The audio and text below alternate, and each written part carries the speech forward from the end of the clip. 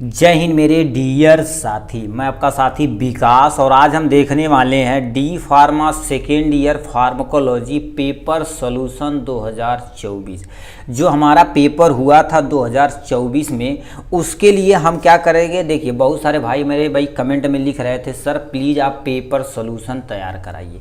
ठीक है, तो हम देखिए 2023 का पेपर फार्माकोलॉजिकल का 2023 का पेपर सॉल्यूशन हम आपको यूट्यूब पे वीडियो पे डाल दिए हैं। ये आपके सामने है 2024 का पेपर। ये किसका है? 2024 का पेपर सॉल्यूशन। इसमें केवल पेपर आपको नहीं दिखाया जाएगा भाई, इसमें कितना सॉल्यूशन के साथ हर एक क्वेश्चन को एकदम से डिटेल में हम करके दिखाएंगे।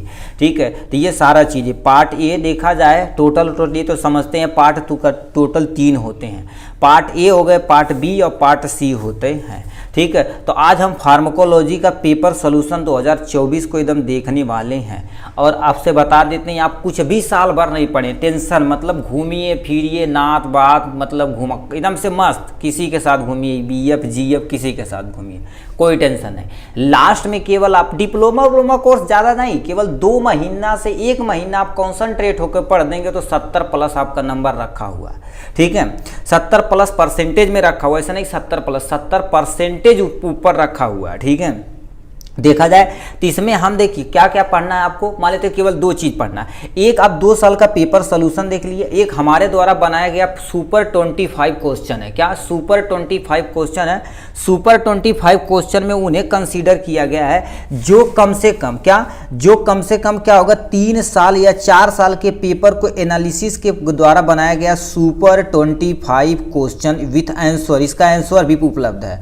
ठीक है, क्वेश्चन विथ आंसर। इसमें क्या किया गया है आपको बता देते हैं। इसमें टोटल 10 आपके क्या हो गए लॉन्ग क्वेश्चन है। ठीक है, 10 नहीं 14 हैं।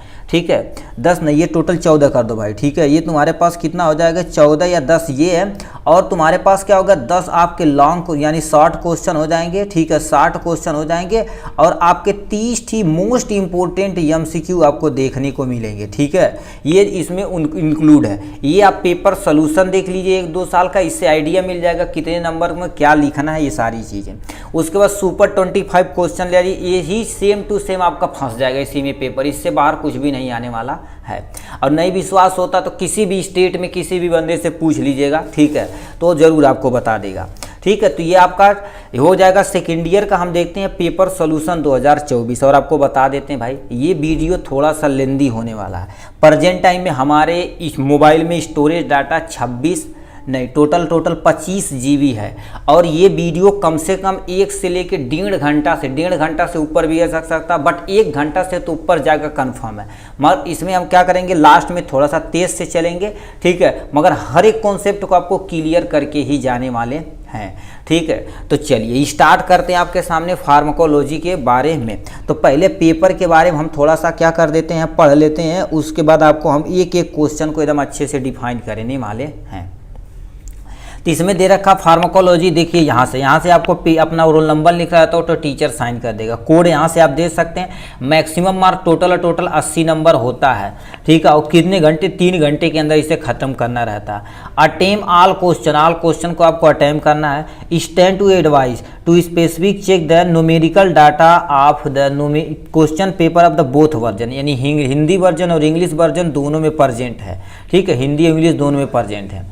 फिर ठीक है, यहाँ पर क्या लिख रखा है, फिर क्या दे रखा है use of pager in mobile phone number student in not. Please आपसे एक हाथ जोड़ के अनुरोध है मेरे भाई।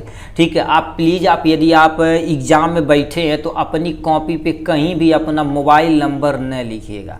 ठीक है, और 2024 में जितने स्टूडेंट पास आउट हुए उनसे आप पूछ सकते हैं। ठीक है, पूछ भी सकते हैं कि जितने भाई हमारे पास क्या किए थे अपना फ़ोन नंबर लिखे थे, क्या फ़ोन नंबर लिखे थे, उनकी कॉपी PCI पे ही रख दी गई। चेक तो होने की दूर की बात, क्योंकि ऑनलाइन चेक हुआ था, वो चेक होने की दूर की बात होगी, उनकी कॉपी वहीं रख दी गई। फिर वो एप्लीकेशन लिखे अपने प्रिंसिपल से, साइन करवाएं, फिर गए वो PCI से उनकी कॉपी ढूंढी गई। इतना बड़ा प्रोसेस हो जाएगा, आप थोड़ा सा गड्ढे में फंस सकते हैं। ठीक, तो आपके लिए दिक्कत हो सकती है, तो प्लीज़ आपसे अनुरोध है ऐसा कुछ भी मत करिएगा, मोबाइल नंबर वगैरह मत लिखिएगा।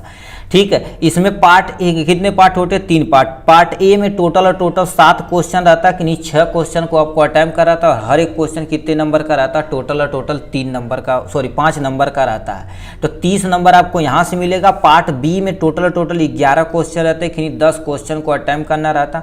हर एक क्वेश्चन कितने नंबर का, 3 नंबर का, तो 30 नंबर यहाँ से बन जाएगा। 30, 30, 60। और लास्ट में जाएंगे बी वाले पार्ट में, आपका इसमें MCQ भी हो सकता है, फिल इन दी ब्लैंक हो सकता है, या एक वर्ड में आंसर भी हो सकता है, एक सेंटेंस में भी आंसर हो सकता है। ठीक, वो टोटल 20 क्वेश्चन ऐसे ही पूछे जाएंगे। तो 20 नंबर यहाँ से टोटल आपके कितने हो जाएंगे, 80 नंबर हो जाने वाले हैं। तो चलिए अब एक एक क्वेश्चन का विद आंसर आपको दिखाते हैं एकदम मजे तरीके से। ठीक है, ठीक, ये आपके रहा उसका पहला क्वेश्चन का आंसर। देखिए क्या लिख रखा, ध्यान से सुनिए।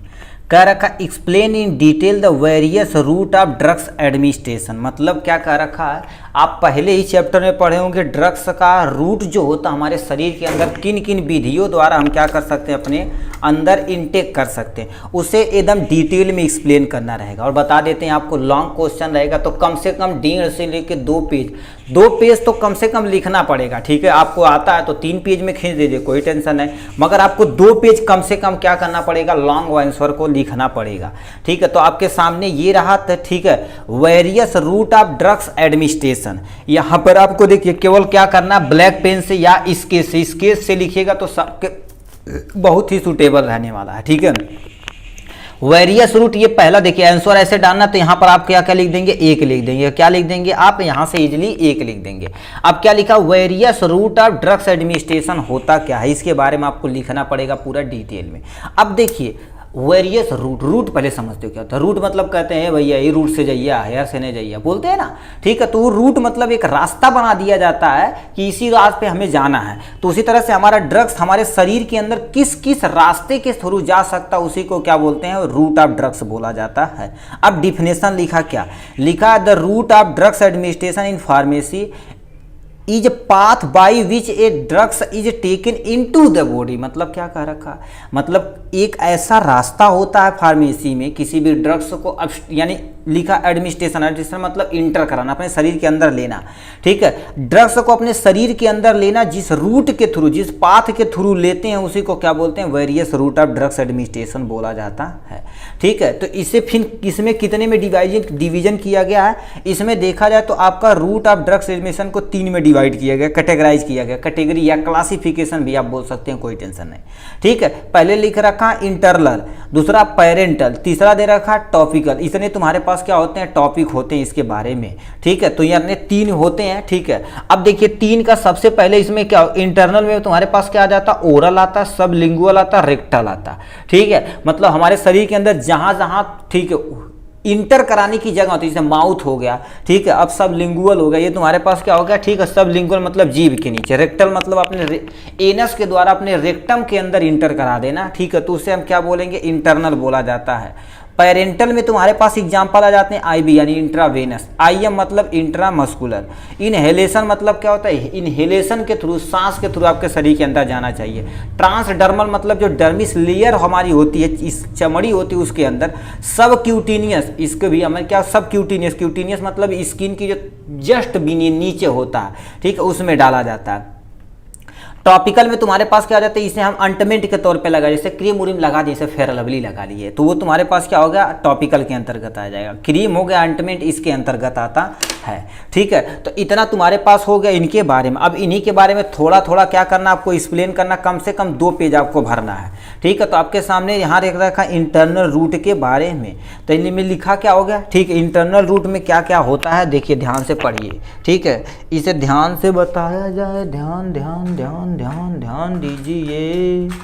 ठीक है, कहाँ गया पेन जी, ब्लैक पेन चाहिए, थारा ब्लैक। ठीक है, अब सुनिए यहाँ पर देखिए, यहाँ से 2 पॉइंट यहाँ से, उसके बाद ये पहुँचा रहे पॉइंट की। सबसे पहले क्या होता है, इंटरनल रूट क्या होता है, इट इज ए सेफेस्ट मतलब ये बहुत सेफ होता है, ज़्यादा नुकसानदेह नहीं होता। मोस्ट इकोनॉमिकल मतलब ये देखा जाए तो पैसा भी बहुत कम लगता है। और क्या लिखा, conventional route of drugs administration, मतलब मोस्टली जब तो देखेंगे आप यहाँ पर पीरियोडिक टेबल नहीं, मतलब वो मेडिकल स्टोर में देखेंगे तो मोस्ट ऑफ द ड्रग देखेंगे टैबलेट के ही फॉर्म में रहता है, तो इसी के थ्रू ली जाती है।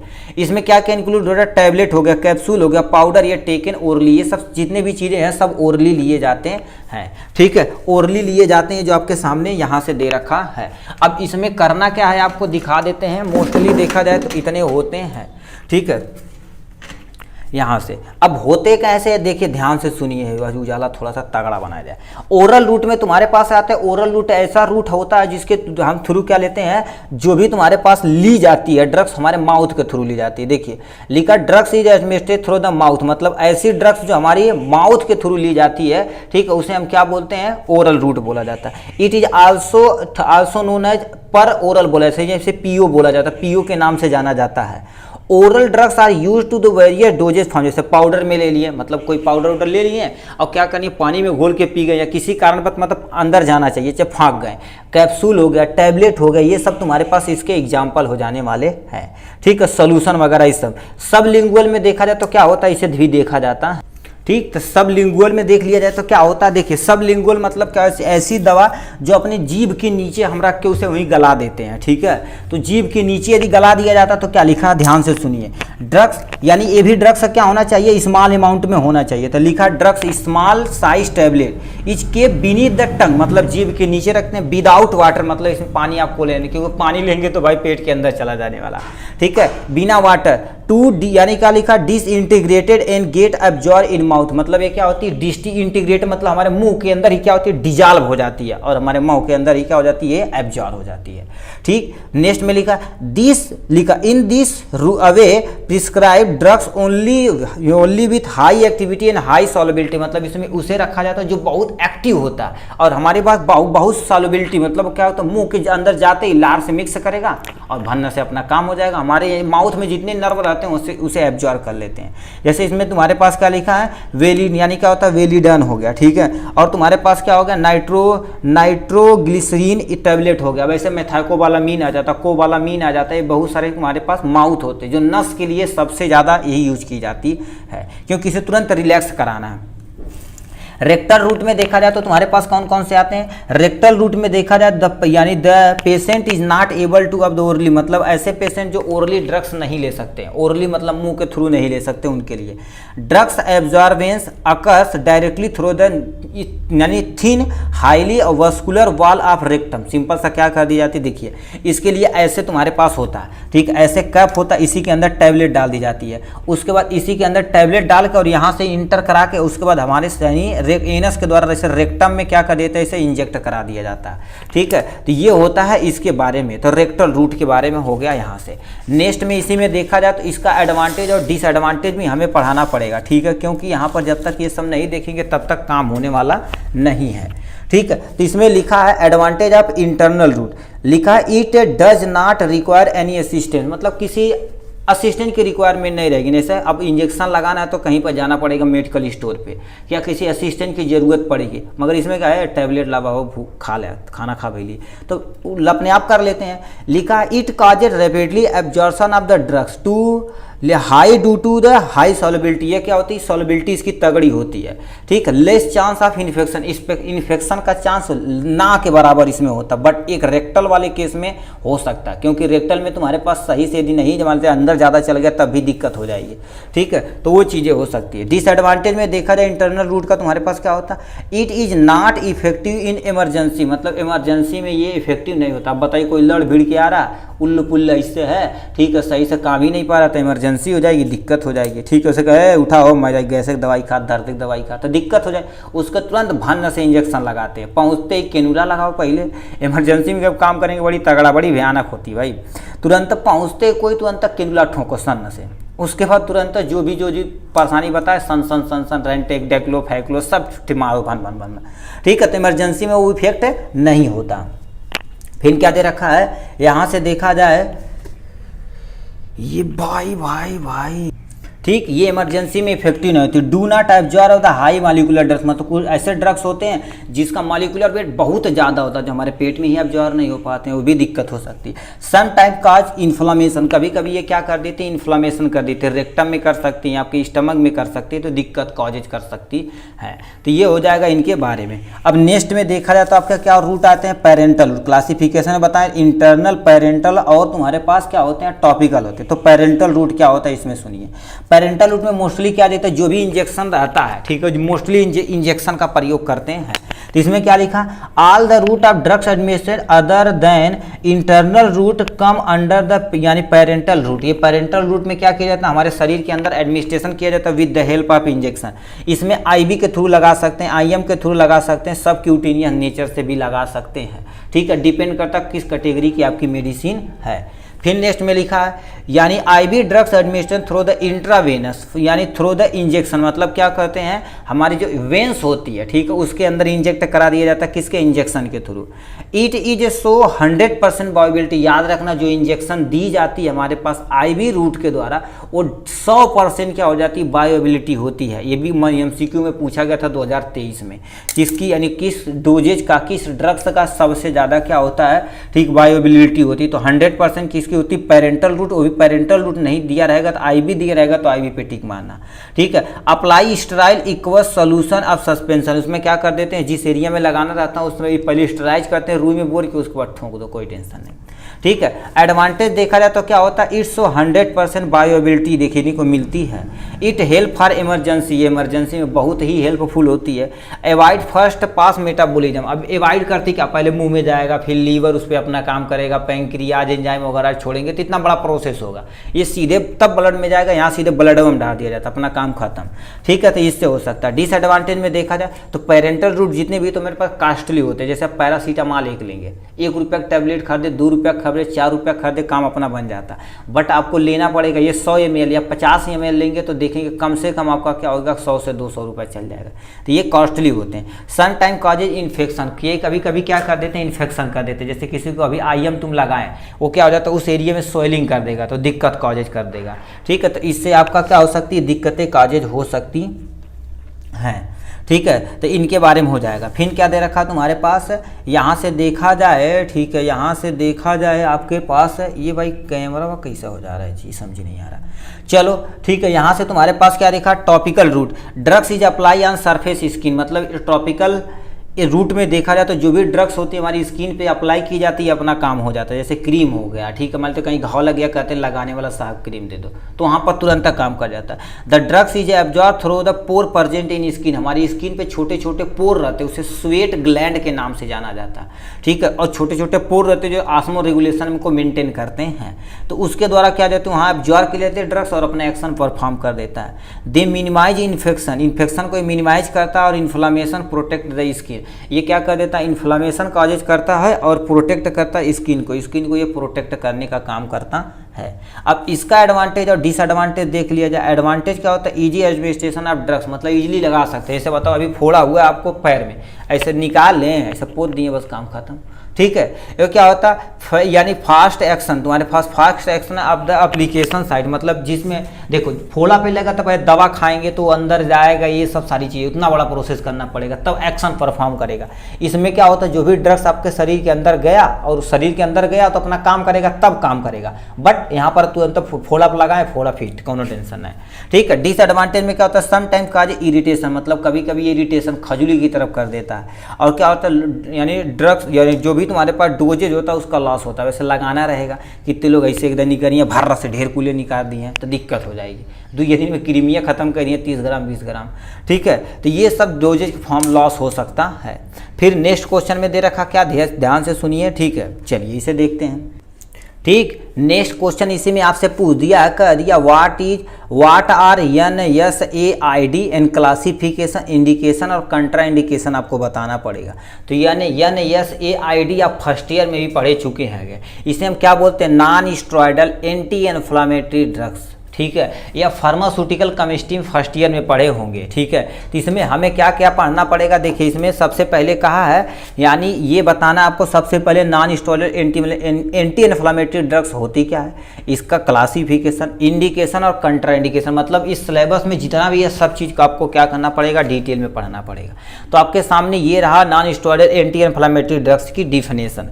अब ये होते क्या है, ध्यान से सुनिए, ठीक है। ये करते क्या है, लिखा है introduction, 2 drugs which are use to treatment of inflammation, मतलब सिंपल सा क्या होती है, ऐसी दवा जो इन्फ्लामेशन मतलब सूजन को जो कम करती है, मॉडरेट पेन मतलब जो थोड़ा बहुत दर्द रहे उसे भी सही करती है, फीवर को कम करती है, उसी को क्या बोला जाता है, non steroidal anti inflammatory drugs बोला जाता है, जिसे शॉर्ट में हम क्या बोलते हैं, शॉर्ट में बोला जाता है NSAID बोला जाता है, non steroidal anti inflammatory drugs के नाम से भी जाना जाता है। ठीक है, तो इतना आपको क्या करना पड़ेगा, लिख देना डिफिनेशन। अब इन्फ्लामेशन भैया क्या होता है, inflammation is the condition in which part of body become to swollen and painful as a reaction of injury. मतलब क्या होता है, सिंपल, यानी इन्फ्लामेशन क्या होती है, एक ऐसी कंडीशन होती है जिस पार्ट में इंजरी हुई है, चोट लगी है, घाव लगी है, उसमें क्या हो जाती है, फूल जाता है, स्वेलिंग हो जाती है और थोड़ा बहुत उसमें दर्द होता है, उसी प्रोसेस को, इसी को हम क्या बोलते हैं, इन्फ्लामेशन बोला जाता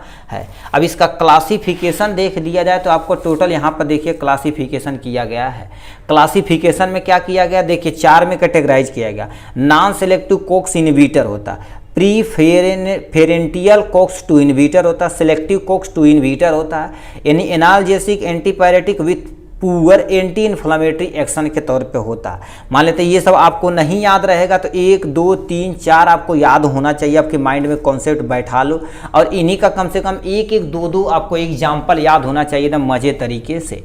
ठीक है, तो इसमें तुम्हारे पास क्या, देखिए इसमें यहाँ पर इसे फर्दर कैटेगराइज किया गया सल्फोनिक एसिड में, दूसरा तुम्हारे पास क्या होगा, एसिटिक एसिड डेरिवेटिव में, फेनामिक एसिड डेरिवेटिव में, और तुम्हारे पास क्या होगा, इनोमिक एसिड डेरिवेटिव में, और तुम्हारे पास लास्ट में तुम्हारे पास क्या लिखा, देखिए यहाँ लिखा प्रोपियोनिक एसिड डेरिवेटिव होता है। तो इतना चीज़ें क्या हो गया, आपको यहाँ से दिक्कतें बता देनी पड़ेगी।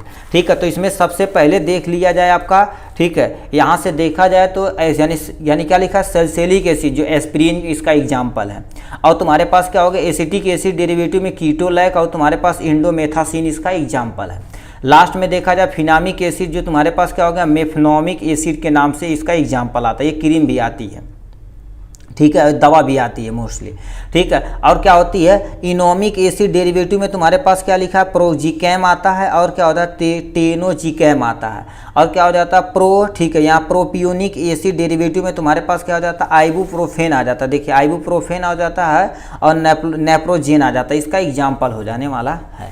ठीक है, और लिखा प्रीफेरेंटियल आपके कोक्स 2 इनहिबिटर में एग्जाम्पल आ जाएंगे, मेलोक्जिकैम आ जाते हैं, एसाइक्लोफेनेक आ जाते हैं, नीमोस्लाइड आ जाते हैं, इटोडोल आ जाते हैं, इसका एग्जाम्पल हो जाएगा। कोक्स यानी सेलेक्टिव कोक्स 2 इनहिबिटर में क्या हो जाते हैं, सेलेकॉक्स-बी आ जाते हैं, और क्या लेते हैं, रैफोकॉक्स-बी का आ जाते हैं, और क्या वेल्डोकॉक्स-बी के इसके नाम से इसका एग्जाम्पल है। और लास्ट में लिखा analgesic antipyretic with the poor anti inflammatory, मतलब आपको थोड़ा बहुत दर्द भी है, थोड़ा बहुत आपको सूजन भी है, उस कंडीशन में आपको यहाँ पर प्रयोग करना पड़ेगा पैरासीटामॉल, आपको क्या करना पड़ेगा, और लास्ट में इसका नेफोपाम इसका एग्जाम्पल हो जाने वाला है। तो इतना चीज़ें हो गया। फिर हमसे क्या कहा, ये क्लासिफिकेशन हमने बता दिया, इंडिकेशन और कंट्रा इंडिकेशन आपको बता देना है। तो अब मोस्टली आप सब लिख दीजिएगा, काम अपना खत्म हो जाएगा। एनाल्जेसिक में देखा जाए तो नॉन स्टेरॉयडल एंटी इन्फ्लेमेटरी जो ड्रग्स होती है, इंडिकेशन मतलब समझते हैं कि नहीं, इंडिकेशन मतलब किसमें आप प्रयोग कर सकते हैं, इस दवा का उपयोग बताना है।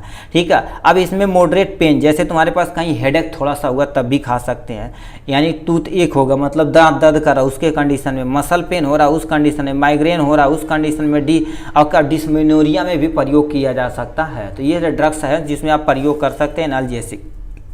एंटीपायरेसिस क्या होता है, जिसे फीवर को ट्रीट करने के लिए, एंटी मतलब अगेंस्ट, पायरेसिस मतलब फीवर होता है, फीवर को ट्रीट करने के लिए जो हमारा नॉर्मल बॉडी टेम्परेचर मेंटेन करने के लिए प्रयोग किया जाता है।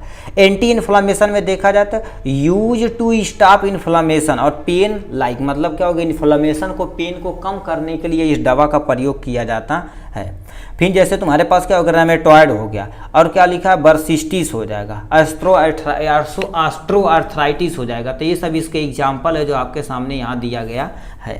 ठीक है, ये हो गया। एडवर्स इफेक्ट यहाँ से आप देख सकते हैं, पूछा नहीं है मगर मान लेते पूछ दिया जाए तो क्या, किस यानी हमारे शरीर के अंदर एडवर्स इफेक्ट या तुमसे इसकी हिंदी क्या होती है, प्रतिकूल प्रभाव। यहाँ पर स्टमक में क्या करता है और प्लेटलेट पे क्या करता है, यूट्रस पे, किडनी पे, मगर हमसे सीधे पूछा कंट्रा इंडिकेशन, तो हम यहाँ कंट्रा इंडिकेशन आपको बता देते हैं।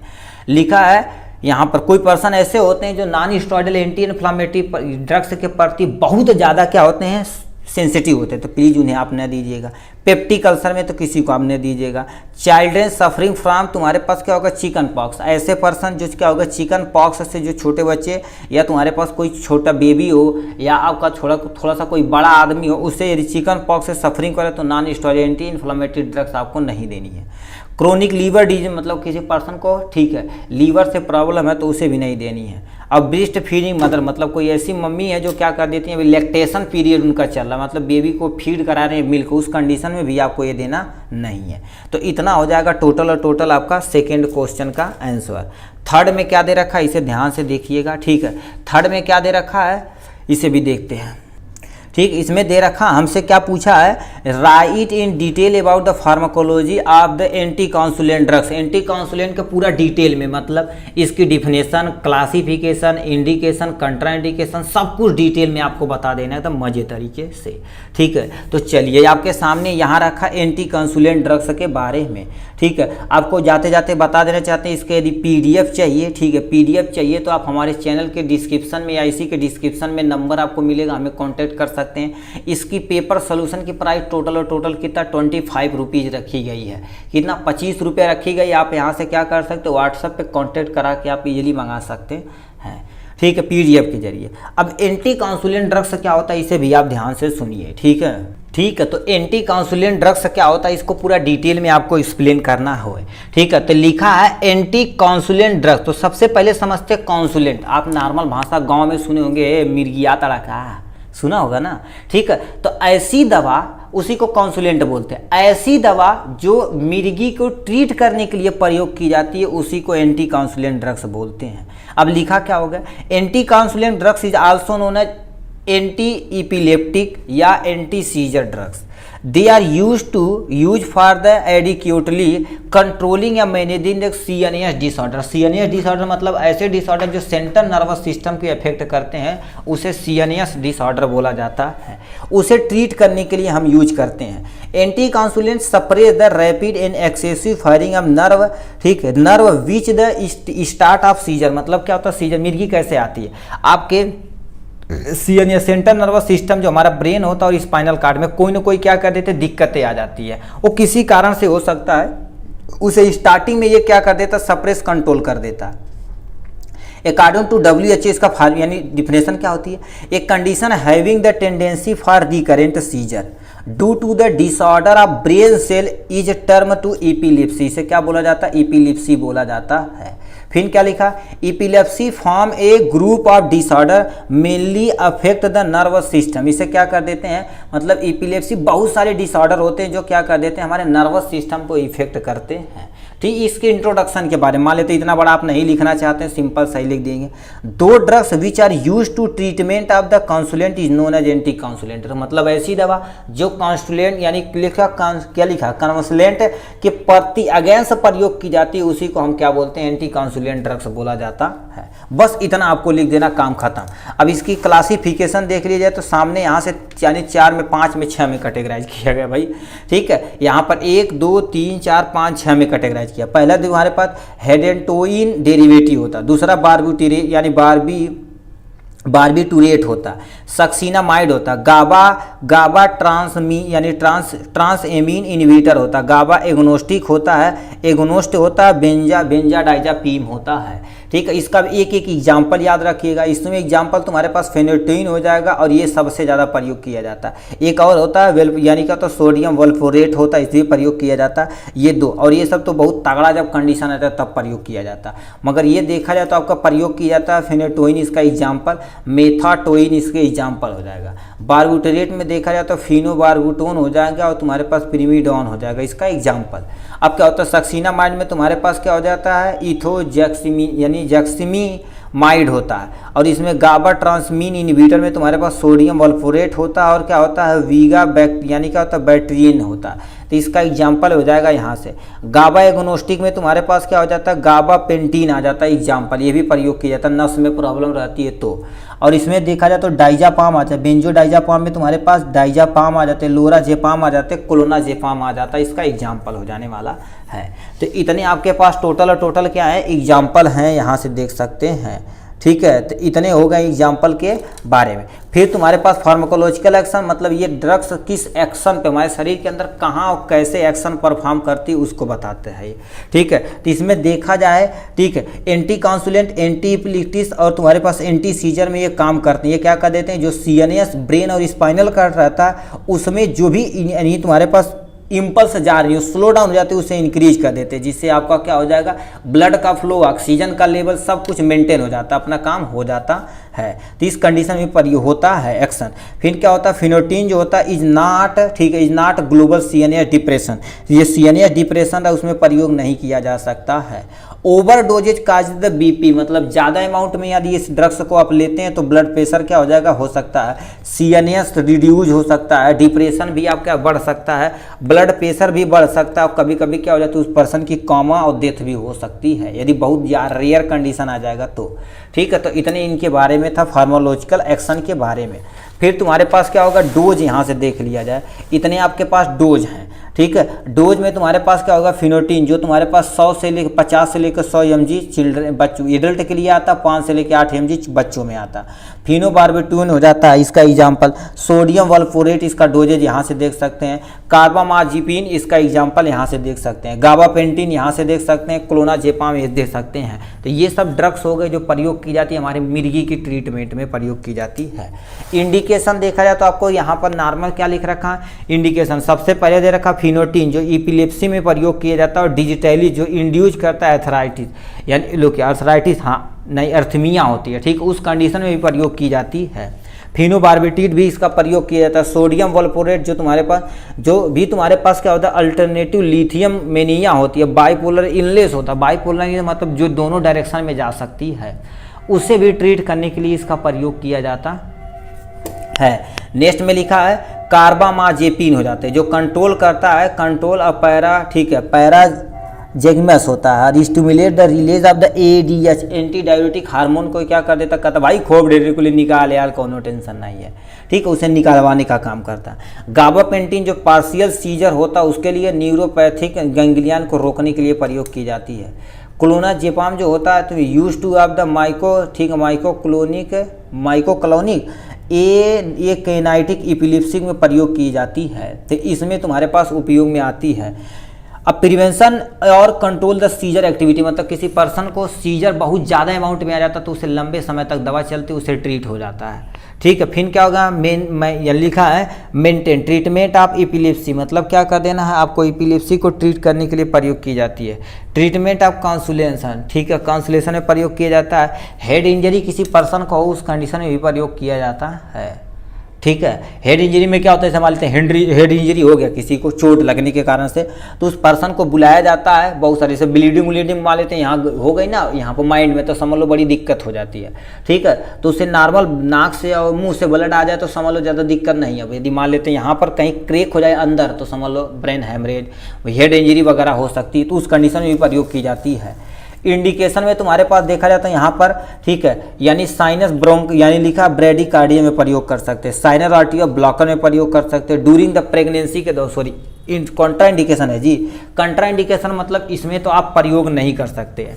कोई पर्सन ब्रेडिकार्डिया से ग्रसित है तो उसमें इस दवा का प्रयोग नहीं कर सकते हैं। इन साइनो आर्ट्रियल यसियन जो नोट रहती है वो भी ब्लॉक हो तो उस कंडीशन में प्रयोग नहीं, ड्यूरिंग द प्रेगनेंसी में प्रयोग कर नहीं सकते, लेक्टेशन में प्रयोग नहीं कर सकते, लीवर प्रॉब्लम किसी को तब भी नहीं कर सकते, बोन मैरो डिप्रेशन है तभी नहीं कर सकते, रीनल प्रॉब्लम किसी को है तब भी नहीं कर सकते हैं यहाँ से। मतलब इन कंडीशन में आप दवा का प्रयोग, इस दवा का प्रयोग नहीं कर सकते हैं, ठीक है। तो ये हो गया इनके बारे में। नेक्स्ट क्वेश्चन हमसे क्या पूछा, 4th नंबर, इस पे हम चलते हैं, ठीक है। 4th नंबर क्वेश्चन हमसे पूछा है, लिखा है classification anti hypertensive drugs in mechanism of action ACE inhibitor, ठीक है। ये ACE इनहिबिटर इसका एक क्लासिफिकेशन उसको हमें देखना पड़ेगा यहाँ से, ठीक है। तो इसमें क्या क्या चीज़ हमें देखना पड़ेगा, सबसे पहले एंटी हाइपरटेंसिव ड्रग्स होती क्या, ये उसके क्लासिफिकेशन और मॉर्फोलॉजिकल एक्शन ऑफ ECE के इनहिबिटर के बारे में आपको देखना पड़ेगा। देखिए चिंता मत करिए, ठीक है। देखा जाए तो ये थोड़ा थोड़ा देखिए खत्म होते जा रहा है, ठीक है। जैसे हम स्ट्रगल थोड़ा सा कर रहे हैं चिल्ला चिल्ला के, उसके भी आपको केवल 2-3 बार सुनना है। वीडियो को केवल आप सुनेंगे, कहीं मान लेते नोट करना चाहे नोट कर सकते हैं, नहीं तो आप PDF मंगा के उसमें भी टिक लगा सकते हैं प्रिंट निकलवा कर, ठीक है। तो यहाँ से आपको क्या करना, थोड़ा सा एफर्ट करना पड़ेगा भाई, ठीक है। एंटी हाइपरटेंसिव क्या होती है, इसके सामने यहाँ से लिखा है एंटी हाइपरटेंसिव। अब हाइपरटेंसिव कहते हैं बहुत टेंशन में बड़ा हो, अरे यार बहुत टेंशन बढ़ गई, का करी। तो टेंशन को जो तुम्हारे पास कम करने के लिए दवा का प्रयोग की जाती है उसी को एंटी हाइपरटेंसिव ड्रग्स बोलते हैं। तो लिखा क्या हो गया, एंटी हाइपरटेंसिव होता क्या, एक condition in which the blood pressure of the यानी सिस्टमेटिक आर्टरी इंक्रीज कर देती beyond the normal pressure, is known as hypertension.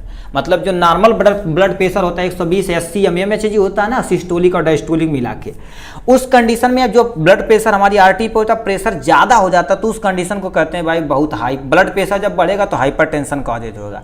तो इसमें सिस्टोलिक प्रेशर 120 होता है, डायस्टोलिक प्रेशर 80 mmHg होता है। ये बढ़ के एक सिस्टोलिक प्रेशर कितना हो जाता है 140 हो जाता है, और डायस्टोलिक प्रेशर 90 कभी कभी 100 हो जाता है। बहुत भयानक, यदि ब्लड प्रेशर बढ़ेगा ना तो आप पसीना पसीना हो जाएंगे भाई, बहुत भयानक काम होता, खतरनाक चीजें।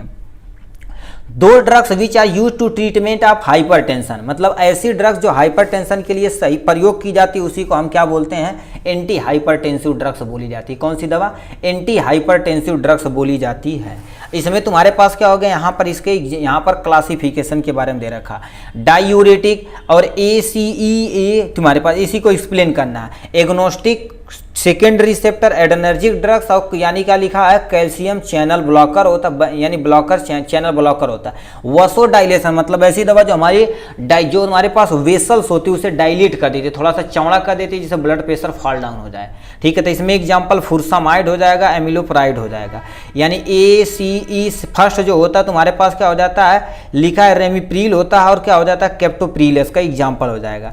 ए लिखा है एगोनोस्टिसिन तुम्हारे पास सेकेंड रिसेप्टर में लोसार्टन आता है और वल्सार्टन आता है, और एडर्नर्जिक ड्रग्स में क्या हो जाता है क्लोनिडीन आता है, क्लोनिडीन आ जाता है, और क्या आ जाता है गुआनाफिफेसिन आ जाता है। और कैल्शियम चैनल ब्लॉकर में क्या होता है वेराप्रीमिल आ जाता है, और क्या हो जाता है एमिलोडिपिन, इसका एग्जाम्पल हो जाएगा। वसोडाइलेशन में तुम्हारे पास क्या आ जाता है एग्जाम्पल डायो, ठीक है, डायोजे यानी हिग्जिडेन हो जाएगा, डी हो जाएगा, और क्या हो जाएगा हाइड्राएलाजीन हो जाता है, इसका एग्जाम्पल हो जाने वाला है। तो इतनी इसके बारे में कहा था, किसके बारे में देखिए डिफिनेशन हो जाएगा, क्लासिफिकेशन। अब हमसे कहा है ये हमें डिफाइन किसे करना है, इसको डिफाइन करना है, ठीक है। एन लिखा है इसको आपको डिफाइन करना है, इसी को बताना था पूरा डिटेल में। तो यहाँ पर लिखा है क्या लिख दिया देखो, एंजियोटेंसिन कन्वर्टिंग एंजाइम होते हैं जिसे हम ACE शॉर्ट में बोलते हैं, इनहिबिटर, ठीक है। तो यहाँ पर लिखा अब ये क्या होता है, those agent act by the inhibiting the action of जो क्या होती है एंजियोटेंसिन कन्वर्टिंग एंजाइम होती है, उसी को क्या कर देती है इनहिबिट कर देती है। लो भैया ये बंद करा हो बंद करा ऐसे बोल देती है। फिर तुम्हारे पास क्या कहती है ACE इनहिबिट द यानी competitive inhibit the conversion of the agnostic यानी एंजियोटेंसिन फर्स्ट एंड सेकेंड, और क्या होता है यानी occurring in the presence of angiotensin यानी कन्वर्टिंग एंजाइम, इसमें क्या कर देता है ये कन्वर्ट करके अपना काम कर देता है, ठीक है। उसके बाद ये करता क्या, ध्यान से सुनिए, फार्माकोलॉजिकल एक्शन में देखा जाए तो करते क्या है, ACT तुम्हारे पास लिखा है ACE इनहिबिटर जो होते हैं वसोडाइलेशन कर देते हैं, मतलब जो हमारी ब्लड वेसल्स रहती है, नस रहती है, उसे थोड़ा सा चौड़ा कर देंगे। अब बताइए चौड़ा यदि होगा तो अपना काम हो जाएगा, क्योंकि आप सुनेंगे प्रेशर बराबर क्या होता है F/A, मतलब फोर्स अपान में क्या होता है एरिया, एरिया बढ़ेगा तो प्रेशर क्या होगा कम होगा, एरिया कम होगा तो प्रेशर ज्यादा होगा। लो सिस्टमेटिक आर्टरी तुम्हारे पास क्या होते हैं रेसिस्टेंस, उसे लो कर देगी तो अपना काम हो जाएगा। या लिखा they do not causes the यानी कॉजेज लिखा रिफ्लेक्स ट्रैकीकार्डिया, ट्रैकीकार्डिया तुम्हारे पास ये नहीं होने देंगे, क्योंकि ये बताइए ये हमारे फार्माकोलॉजिकल एक्शन उसी को तो जाकर रोक रहा है, ठीक है। Increase blood flow, blood flow तुम्हारे पर रोज कर दी कहाँ पर, रीनल में और कोरोनरी आर्टरीज में, ये क्या कर देगी ज़्यादा कर देगी जिससे वो मेंटेन करेंगे। किडनी क्या करेगा फिल्टर कर फिल्टर कर फिल्टर कर अपना काम मेंटेन कर देगा, ठीक है। और किडनी भी ब्लड प्रेशर में बहुत मेजर रोल प्ले करता है, क्योंकि इसमें अभी पढ़ेंगे ना, ठीक है, यानी रास मैकेनिज्म वगैरह तब देखेंगे बहुत भयानक टाइप में है। पढ़े होंगे फर्स्ट ईयर में, ठीक है। It prevent the enzyme from the converting angiotensin two angiotensin second में कन्वर्ट कर देती है, यही एंजाइम करती है, ACA करती है, ठीक है। इंडिकेशन में देखा जाए तो क्या होगा, do not use to treatment following disease, मतलब इसमें क्या कर देना है, ठीक है, अच्छा यूज करना है, इस डिजीज में आप यूज कर सकते हैं इस कैटेगरी की दवा। हाइपरटेंशन में तो प्रयोग कर सकते हैं, यानी कॉन्जेस्टिव हार्ट फेलियर में प्रयोग कर देते हैं, शॉर्ट में क्या बोलते हैं, CHF बोला जाता है। मायोकार्डियल इन्फेक्शन में आप बोल सकते हैं इसे, ठीक है, जिसे ECE के कारण से ही होता है। यानी का डायबिटिक न्यूरोपैथिक, या नर्व हमारे पास कहीं डैमेज हो जाए हमारे डायबिटीज के कारण से, तो उस कंडीशन में भी प्रयोग कर सकते हैं इस दवा की कैटेगरी। इस कैटेगरी की कोई भी दवा प्रयोग कर सकते हैं, डिपेंड करता कंडीशन कैसी है। डोजेस देखा जाए तो क्या होगा, यानी लिखा है कैप्टोप्रील हो जाता है, जो लिखे यानी 25 से लेकर 100 mg BD होता है। और क्या होता है, रेमीप्रील, यानी क्या होता है, प्रील होता है, जो 2.5 से लेकर 10 mg होता है।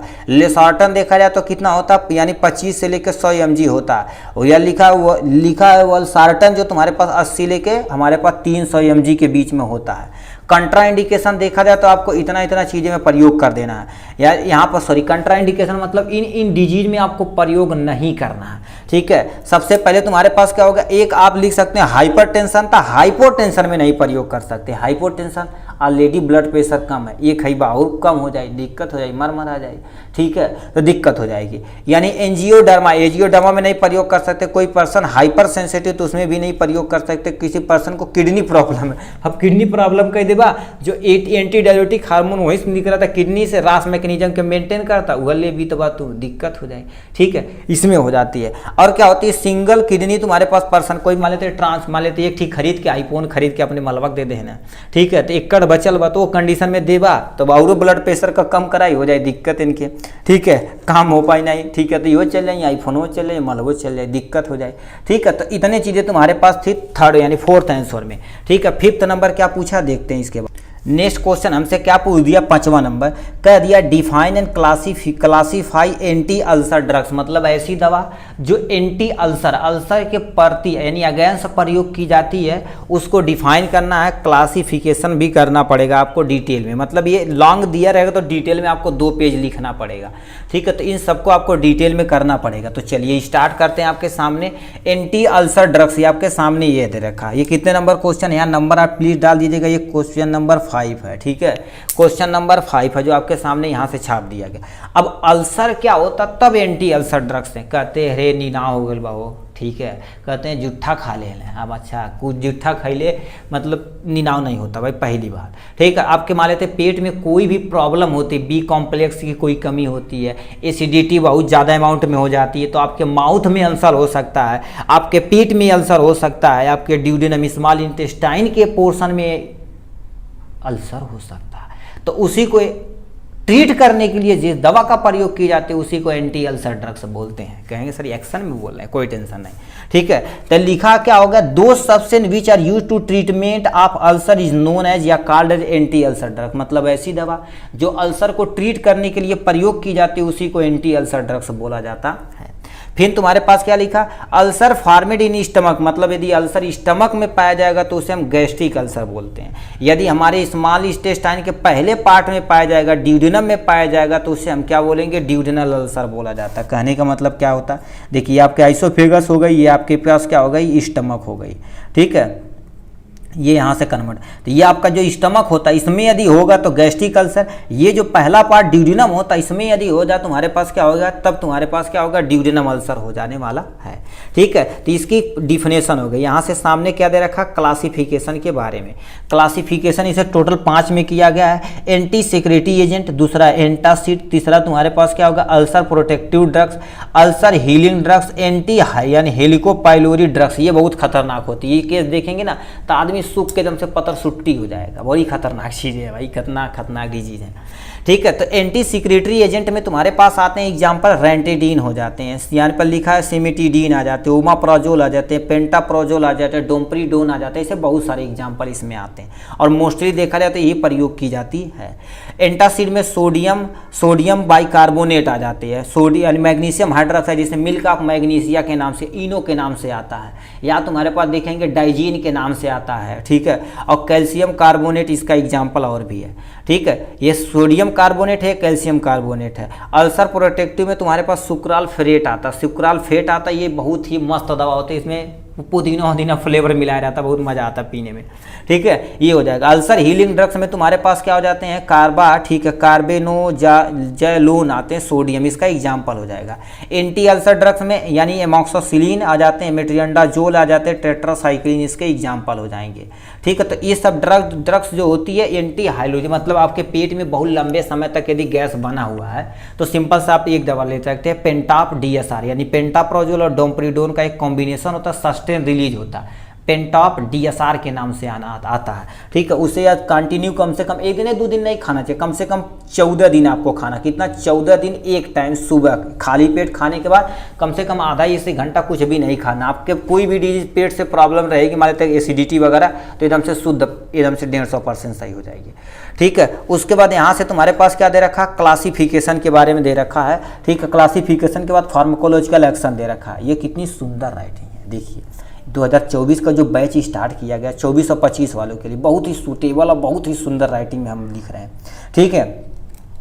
फार्माकोलॉजिकल एक्शन देखा जाए, the drugs bind to of the histamine B यानी 2 रिसेप्टर, मतलब हिस्टामाइन H2 जो रिसेप्टर होता है गैस्ट्रिक पेराइटल सेल के बगल में, उसी को ये क्या कर देगा, रिड्यूस कर देगा, सॉरी उसी से बाइंड कर देगा। बताइए, देखिए ये क्या करेंगे, हिस्टामिन जो तुम्हारे पास 2 रिसेप्टर होता है, H2 जो रिसेप्टर होता है उसे बाइंड कर देगा। बेटा कहाँ जाता था, इधर आवा, पकड़ ली भन से, अब कहाँ जाइबा हो, अब जो बताइए, पकड़ लेगा तो एक्शन को परफॉर्म नहीं करने देगा, अल्सर को खत्म कर देगा। Reduce the histamine production, histamine का प्रोडक्शन बढ़ा देगा, लाभ, ठीक, पढ़ाने, रिड्यूस मतलब कम कर देगा, ठीक है। हम सोचे इंड्यूज है, रिड्यूज है ये। दे रिड्यूज गैस्ट्रिक एसिड सिक्रीशन, मतलब हमारे पेट के अंदर जो गैस्ट्रिक एसिड का सिक्रीशन हो रहा है उसे ट्रीट को भी ये क्या कर देगा, सही कर देगा। डू यानी क्या होता है, दे न्यूट्रलाइज द एसिडिक प्रॉपर्टी, हमारे पेट के अंदर जो भी तुम्हारे पास एसिडिक प्रॉपर्टी उसे न्यूट्रलाइज कर देगा, ठीक है। हमेशा के लिए न्यूट्रलाइज नहीं करेगा, हमेशा के लिए करेगा तो खाना में डाइजेशन होगा, दिक्कत हो जाएगी, तो इंडिकेशन हो जाएगा। कंट्रा इंडिकेशन में तुम्हारे पास क्या हो जाएगा, पेप्टिक अल्सर तुम्हारे पास डिजीज में प्रयोग कर सकते हैं, और क्या होगा, यहाँ पर लिखा है डिस्पेंसिया में प्रयोग कर सकते हैं, डिस्पेप्सिया मतलब जो तुम्हारे पास पेप्टियोज होता है जो प्रोटीन का डाइजेशन करता है उसमें क्या कर सकते हैं, आप प्रयोग कर सकते हैं। जो सही से नहीं डाइजेशन करेगा तो ये मदद कराएगा, ले कर रहे जल्दी यदि प्रोटीन का डाइजेशन, तो इसमें भी करा सकता है। फिर तुम्हारे पास लिखा है गैस्ट्रोआइसोफेजियल रिफ्लेक्स डिजीज में कर सकते हैं, ठीक है। मतलब क्या होता है, जैसे आपके पेट से बाहर कभी कभी ना डेकार के टाइप में यदि जलन टाइप में होती है उसमें एक एंटी अल्सर का ड्रग कर सकते हैं। ट्रीटमेंट ऑफ हेलिकोबैक्टर, मान लेते हैं इसके लिए आपको जांच होती है, आपका इंटेस्टाइन से थोड़ा सा पार्ट निकाला जाता है, उससे हेलिकोबैक्टर की क्या कर दी जाती है, ठीक है, इंडिकेशन की जाती है, मतलब पता की जाती है। यदि रह जाता तो ये कैटेगरी की दवा चलाई जाती है। Quick relief in stomach pain, मतलब किसी पर्सन को क्विक रिस्पांस चाहिए, कहते हैं इनो 6 सेकंड के अंदर, तो ऐसे होता है। With non steroidal anti inflammatory drug prevent ulcer, यही तुम्हारे पास डिजीज काजेज करते हैं, क्या, अल्सर काजेज करते हैं। Non steroidal anti inflammatory drugs के साथ आप एंटी अल्सर का प्लीज जरूर से जरूर प्रयोग करिए। इसलिए गैस होश की दवा देनी कंपलसरी किसी भी दवा के साथ, नहीं तो डिजीज काजेज जाएगा तो आपके लिए बहुत दिक्कत हो जाएगी, ठीक है। उसके बाद यहाँ से डोज दे रखा है, देखिए डोज में रेंटिडिन आपका 150 से यानी 150 से लेकर 200 mg 300 mg के बीच में आता है, एसिलाक के नाम से आता है, ठीक है। पेंटाप्रोजोल जो 20 से लेकर 40 mg के बीच में आता है, ओमाप्रोजोल जो 20 से लेकर 40 mg के बीच में आता है। और याद रखना जो भी ड्रग्स ये सब ली जाती है, मोस्टली ड्रग्स क्या ली जाती है, ओडीओ भी तुम्हारे पास क्या होता है, खाली पेट ली जाती है, खाली पेट ली जाती है, ठीक है। मैग्नीशियम हाइड्रोक्साइड जो 50 से लेकर 100 mg होता है, सुक्राफेट जो होता है ये भी 100 mg का होता है, एमॉक्सोसिलिन ये देखा जाए तो यानी जब रेयर कंडीशन रहता है तो क्योंकि ये बैक्टीरिया को मारना है तो ये मोस्टली दी जाती है बीडी दी जाती है, क्या दी जाती है, बीडी दी जाती है। तो मोस्ट ऑफ द गैस की दवा देखेंगे एक टाइम ही दी जाती है, कंसल्ट किया जाता है। कंट्रा इंडिकेशन में तुम्हारे पास क्या हो गया, किसे आप नहीं दे सकते, कोई पर्सन इस ड्रग्स के प्रति ज़्यादा हाइपर सेंसिटिव तो उसे आप नहीं दे सकते। जीआईटी ब्लीडिंग मतलब गैस्ट्रोइंटेस्टाइन में कहीं ब्लीडिंग हो गई है तब नहीं दे सकते, नहीं तो अल्सर को क्या करेगा, ऑलरेडी बहुत ज़्यादा अल्सर है, ठीक है, ब्लीडिंग हो रही तो वहाँ पर हमें क्या करना पड़ेगा, एंटी कोगुलेंट ड्रग्स देना पड़ेगा जो पहले ब्लड के कोगुलेशन में मदद करे, ठीक है। फिर क्या होता है, आल पीपीआई यानी प्रोटॉन पंप इनहिबिटर और classify the category B drugs इसी के अंतर्गत रखी जाती है। इन प्रेगनेंसी में प्लीज आप नहीं दे सकते हैं, ठीक है, तो इतनी चीज़ें कंडीशन आपकी थी जिसके बारे में आपको करना पड़ेगा। नेक्स्ट पे आपका देखा जाए तो क्या लिख रखा है, नेक्स्ट क्वेश्चन दे रखा है, देखिए नेक्स्ट क्वेश्चन दे रखा है यहाँ से 6 number, discuss in detail about the oral hypoglycaemic agent. ये आपका करने के बाद अब 6 क्वेश्चन हो जाएगा। उसका 7वां हम भी करा देंगे, यदि आप मान लेते इसमें से कुछ भी आता है तो आप 6 क्वेश्चन, कोई 6 क्वेश्चन अटेम्प्ट, ऐसा नहीं कि कंटिन्यू कर सकते हैं, कोई भी 6 आपको आना चाहिए, उसी को आपको लिखना पड़ेगा। ठीक है, तो यहाँ पर लिखा हाइपोग्लाइसेमिक एजेंट क्या होता है, इसके बारे में हमें लिखना पड़ेगा। ठीक है, ऑलरेडी 50 मिनट हो गए, इसके बाद हम थोड़ा सा तेज़ी से चलेंगे भाई। ठीक है, क्योंकि टोटल दिक्कत हो जाएगी, ठीक है, अपलोड करने में। ठीक है, तो ये सब सारी चीज़ें हो गई। हाइपोग्लाइसेमिक एजेंट के बारे में हम थोड़ा सा देख लेते हैं। उसके बाद एंटी मलेरिया। हाइपोग्लाइसेमिक एजेंट क्या होती, ओरल पहले समझ दो, हाइपोग्लाइसेमिक, हाइपो मतलब कम, ग्लाइसेमिक मतलब ग्लूकोज लेवल इन ब्लड, हमारे ब्लड के अंदर। तो ओरल जो ड्रग्स ली जाती है उसी को ओरल हाइपोग्लाइसेमिक एजेंट कहा जाता है। लिखा है क्या, ध्यान से सुनिए, लिखा है यहाँ पर hypoglycaemic agent are use in the treatment of diabetes mellitus. Diabetes mellitus को ट्रीट करने के लिए ओरल हाइपोग्लाइसेमिक एजेंट ली जाती है। By the lowering of the blood sugar level, ये क्या करेगा, ठीक है, यहाँ पर क्या करेगा, जब किसी पर्सन का देखो हाइपोग्लाइसेमिक मतलब ऑलरेडी ब्लड शुगर लेवल कम है, तो कह रहे पियाओ खियाओ तो ग्लूकोज लेवल मेंटेन करेंगे। ठीक है, तो यानी lowering the blood glucose level, the drugs administration of the orally called as the oral hypoglycaemic. Mostly क्या रहते हैं, ओरली ली जाती है, मुंह के द्वारा ली जाती है ये ड्रग्स दवा। क्लासिफिकेशन में देखा जाए तो 4 में कैटेगराइज किया गया है। सल्फोना, ठीक है, इसे याद रखिए, ये वाला एग्जाम्पल अभी यानी MCQ में पूछा गया है।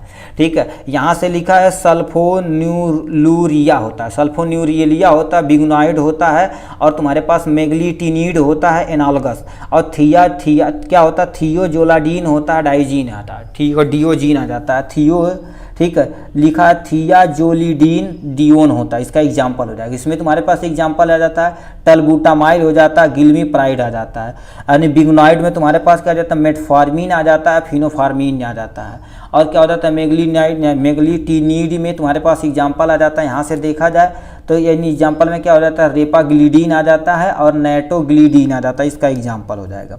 थियाजाइड में तुम्हारे पास क्या हो जाता है, रोजीग्लिस्टाजोन हो जाता है, और कपियो ग्लाइटोजोन आ जाता है, इसका एग्जाम्पल हो जाएगा इसके बारे में। ठीक है, इसके बारे में यहाँ से क्लासिफिकेशन हो गया। अब इसके बारे में हम थोड़ा सा और देख लेते हैं। ठीक है, इनके बारे में थोड़ा, ठीक है, क्योंकि इसके बारे में हमसे कहा क्या है, जी अबाउट इनके बारे में थोड़ा अब लिख देते हैं। ठीक, ये करते क्या, उसके बाद इंडिकेशन कंट्रा इंडिकेशन खत्म हो जाएगा आपका। लिखा है सल्फा न्यूराइलिया हो जाएगा, ठीक, यूरिया हो जाएगा। यहाँ से ये करते क्या है, ये सबसे पहले क्या कर देते हैं, ध्यान से सुनिए, ये क्या कर देते हैं, ये जो होते हैं stimulate the release of insulin कहते हैं, इंसुलिन पैंक्रियाज मार दूँ तमाचा था, इंसुलिन निकाल, वहाँ ग्लूकोज लेवल मेंटेन ना होता, कह रहे भैया निकाल था, तो इंसुलिन लेवल रिलीज करेगा। ठीक है, तो ग्लूकोज लेवल मेंटेन हो जाएगा। ऑल द ड्रग्स क्लासी, ठीक है, क्लास सल्फोल, ठीक है, sulphonylurea act as lowering the blood glucose level. Type 2 diabetes मतलब टाइप 2 डायबिटीज को क्या होती है, इस कैटेगरी की जितनी भी दवा आती हैं हमारे ब्लड में ग्लूकोज लेवल को क्या कर देती है, कम करती हैं। ठीक है, मेंटेन करती हैं। ठीक है, बिग्नोइड में तुम्हारे पास क्या आ जाता है, दे इंक्रीज द इंसुलिन, ठीक है, they increase the insulin action. ये इंसुलिन देखो ये निकालेगा, ये कहे काम करना है सर, मार दूँ तमाचा। ठीक है, तो कहेगी सर भैया कर था, ठीक, तो इंसुलिन लेवल को एक्शन को क्या करेगा, इनके काम कराओ। ठीक है, ये होगा। They decrease the blood sugar level in diabetes patient, मतलब डायबिटीज पेशेंट में क्या कर देगा, उसे ये क्या कर देगा, रिड्यूज कराएगा, कम कराएगा। They enhance the utilize of glucose by the muscle and तुम्हारे पास सप्रेस डिफ्लेशन ऑफ इंसुलिन, ये क्या करेगा, यूटिलाइजेशन करेगा। बताओ जितना तुम्हारे पास क्या होगा, ग्लूकोज यूटिलाइज होगा, इंसुलिन उतना ही मेंटेन कराएगा बढ़िया से। ठीक है, इसीलिए क्या होता है, ग्लूकोज को मेंटेन कराना जरूरी है। ठीक है, और क्या लिखा है, मेगालिटिनाइड एनालॉगस होता है। ठीक है, एनालॉगस मतलब क्या होता है, उसी के समान होता है। इसमें क्या होता है, these agent show off the quick and short acting, यानी इंसुलिन रिलीज, ये क्या करेगा, उसको मेंटेन कराएगा, क्विकली तो तुरंत एक्शन करेगा। ठीक है, it used for the controlling meal time the deviation of glucose, इसलिए कहते हैं देखो ग्लूकोज 2 टाइम नपवाना चाहिए, एक बार खाना खाने से पहले, खाना खाने के बाद। ठीक है, adverse effect of the nateglinide include no, यानी क्या होता है ये जब ये रिवर्स इफेक्ट करेगा, मतलब प्रतिकूल आ जाएगा तो नोजिया हो जाएगा, डीजिंग चक्कर आ जाएगा, इस अरे भाई चक्कर आवता हो, ज्वाइन पेन हो जाएगा, तो ये सब चीज़ें ब्लर दिखाई देगा आपको सारी चीज़ें। थिया, ठीक है, थिया जोली क्या होता है, जोलिडिनाडियोन होता है, इसमें जाता है the decrease the blood sugar level without increasing the insulin secretion, ये इंसुलिन सिक्रीशन को नहीं करेगा, ऑलरेडी ग्लूकोज मेंटेन करा देगा। ठीक, इंडिकेशन में किसे प्रयोग कर सकते हैं, treatment of diabetes to mellitus, diabetes mellitus में प्रयोग कर सकते हैं। एंटीसाइकोटिक इंड्यूज, यानी वेट किसी का, ठीक है, यानी क्या वेट पेन होता तो उस कंडीशन में क्या करते हैं, decrease the blood sugar level, एक पहले करेंगे। इन कंट्राइंडिकेशन किसे आप नहीं दे सकते हैं, do not prescribe the hypotensive state में दे सकते हैं, रिस्पायरेटरी प्रॉब्लम उसे नहीं दे सकते, लीवर किसी को प्रॉब्लम है तो उसे नहीं दे सकते हैं, रीनल प्रॉब्लम है तो उसे भी आप नहीं दे सकते हैं। तो इतनी भी बहुत सारी कंडीशन है जिसमें आप नहीं दे सकते हैं। इसके बाद आपका जो नेक्स्ट पोर्शन आएगा, क्या क्वेश्चन पूछा है, एंटी मलेरियल ड्रग्स के बारे में आपको दिखा देते हैं। लास्ट एंड फाइनल क्वेश्चन पूछा एंटी मलेरियल ड्रग्स के बारे में। पार्ट ए आपका पूरा यहाँ से क्या हो जाएगा, खत्म हो जाएगा, इसमें हम भी देखेंगे। अब लिखा है एंटी मलेरियल ड्रग्स, मलेरिया क्या होती है, ऐसी दवा जो मलेरिया को ट्रीट करने के लिए प्रयोग की जाती है, उसी को एंटी मलेरियल ड्रग्स बोलते हैं। कहते हैं नहीं को मलेरिया हो गया, डेंगू हो गया, सुने होंगे टाइफाइड हो गया, तो ये सब डिजीज खतरनाक चीज़ें होती हैं। दो drugs which are use to treatment of malaria is known as anti malarial agent, या एंटी मलेरियल ड्रग्स लिख सकते हैं। मलेरिया जो transmitted by the infected anopheles female mosquito, भैया इसे आप अंडरलाइन कर लीजिए क्योंकि 2023 में ये पूछा गया था भाई, कहा था कि यानी मलेरिया जो होता है किस मॉस्क्यूटो के द्वारा ट्रांसमिट होता है, वेक्टर की तरह काम करता, तो यानी फीमेल एनाफिलीज मॉस्क्यूटो वेक्टर की तरह काम करता है। ठीक, काजेटिव एजेंट ऑफ मलेरिया, इसी में 2024 में पूछा गया, इसी पेपर में एमसीक्यू में देखेंगे। कह दिया मलेरिया किससे, प्लाज्मोडियम स्पीसीज से कॉजेज होता है, plasmodium falciparum, plasmodium ovale, plasmodium vivax, plasmodium malariae, और भी तुम्हारे पास होते हैं। तो ठीक, इतने हो गए इनके बारे में। नेक्स्ट में इसे कैटेगराइज किस में किया गया, देखिए दो में कैटेगराइज किया गया, ध्यान से सुनिए। लिखा तुम्हारे पास base on affected plasmodium state, मतलब प्लाज्मोडियम जो स्टेट होगा उसे ही अफेक्ट कर देगा, ला बाबू खत्म भगवान।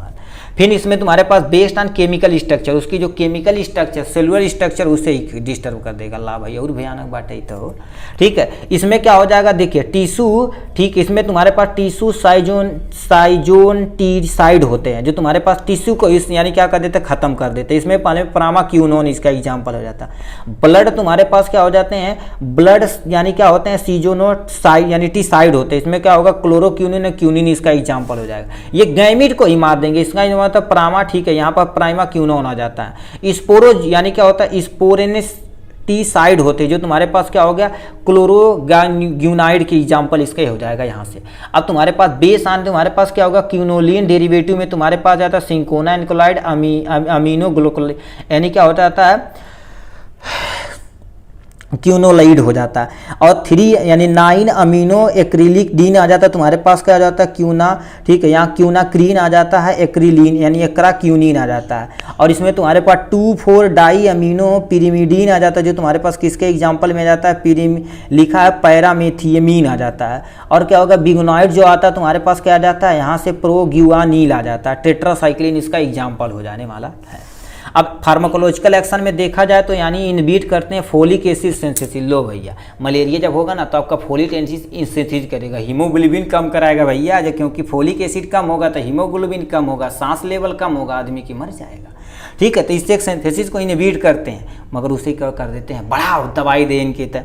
ठीक है, और disturbing the haemoglobin polarization, haemoglobin polarize होगा तभी तो मल्टीप्लिकेशन होगा भाई, उसे खत्म करेंगे पोलराइजेशन की मदद से। ठीक है, इनहिबिट द ETS साइकिल, मतलब इलेक्ट्रॉन ट्रांसपोर्ट साइकिल, इसी के द्वारा आपका ग्लूकोज से ATP का फॉर्मेशन है, उसे ये डिस्टर्ब करेगा भाई, कितना खतरनाक है जी। They inhibit the protein synthesis, protein synthesis करेगा, राइबोसोम को डैमेज करेगा, सेल डैमेज हो जाएगा, आदमी डैमेज हो जाएगा, खत्म हो जाएगा। ठीक है, तो इतनी चीज़ें हो सकती है। इंडिकेशन आपके सामने ये रखा है, यानी ट्रीटमेंट ऑफ मलेरिया, मलेरिया के ट्रीटमेंट के लिए प्रयोग की जाती है। क्लोरोक्यूनिन यूज टू ऑफ द मेट्रोंडाजोल इन अमीबियोसिस, मतलब कभी कभी अमीबियोसिस हो जाता है, जो एंट अमीबा हिस्टोलिटिका के द्वारा होता है, उसे भी ट्रीट करना है। ठीक है, फिर क्या होता है, ये जी यूज इन द, या लिखा है ग्लैडी, यानी क्या होता है, ग्लैडियासिस होता है, इसमें प्रयोग किया जा सकता है। क्लोरोक्यूनिन यूज टू ऑफ द, लिखा है अर्थमियासिस होता है, इसमें भी प्रयोग की जाती है। ठीक है। इन रेमेटॉइड आर्थराइटिस में प्रयोग की जाती है। रेमेटॉइड आर्थराइटिस मतलब हड्डी उड्डी से जब मलेरिया हो बा बड़ी तेज जोड़वाड़ बनना तेज दर्द करी तो दिक्कत में आ जाएगा, ठीक है। तो इसमें कंट्राइंडिकेशन लैक्टेशन तथा पीरियड प्रेगनेंसी में आप नहीं प्रयोग कर सकते, बोन मैरो सप्रेशन में नहीं प्रयोग कर सकते हैं, ठीक है। सीवियर रीनल इम्प्लांट यानी इम्प्लांटमेंट में नहीं प्रयोग कर सकते हैं। रीनल इम्प्लांट मतलब रीनल अभी इम्प्लांट हुआ, इम्पेयरमेंट में नहीं प्रयोग कर सकते हैं इस कंडीशन में। तो इतना हो जाएगा पार्ट ए में। अब पार्ट बी में आपको देखा जाए तो यहाँ से आप थोड़ा सा तेजी से चलेंगे क्योंकि 1 घंटा कंप्लीट होने वाला भाई, ठीक है। थोड़ा सा तेजी से नहीं चलेंगे तो ये कंप्लीट भी नहीं होगा। अब इधर देखा जाए तो ये सब आधे घंटे के अंदर है, ये वाला पोर्शन BC वाला पोर्शन हमें खत्म कर देना है भाई, खतरनाक टाइप में, ठीक है।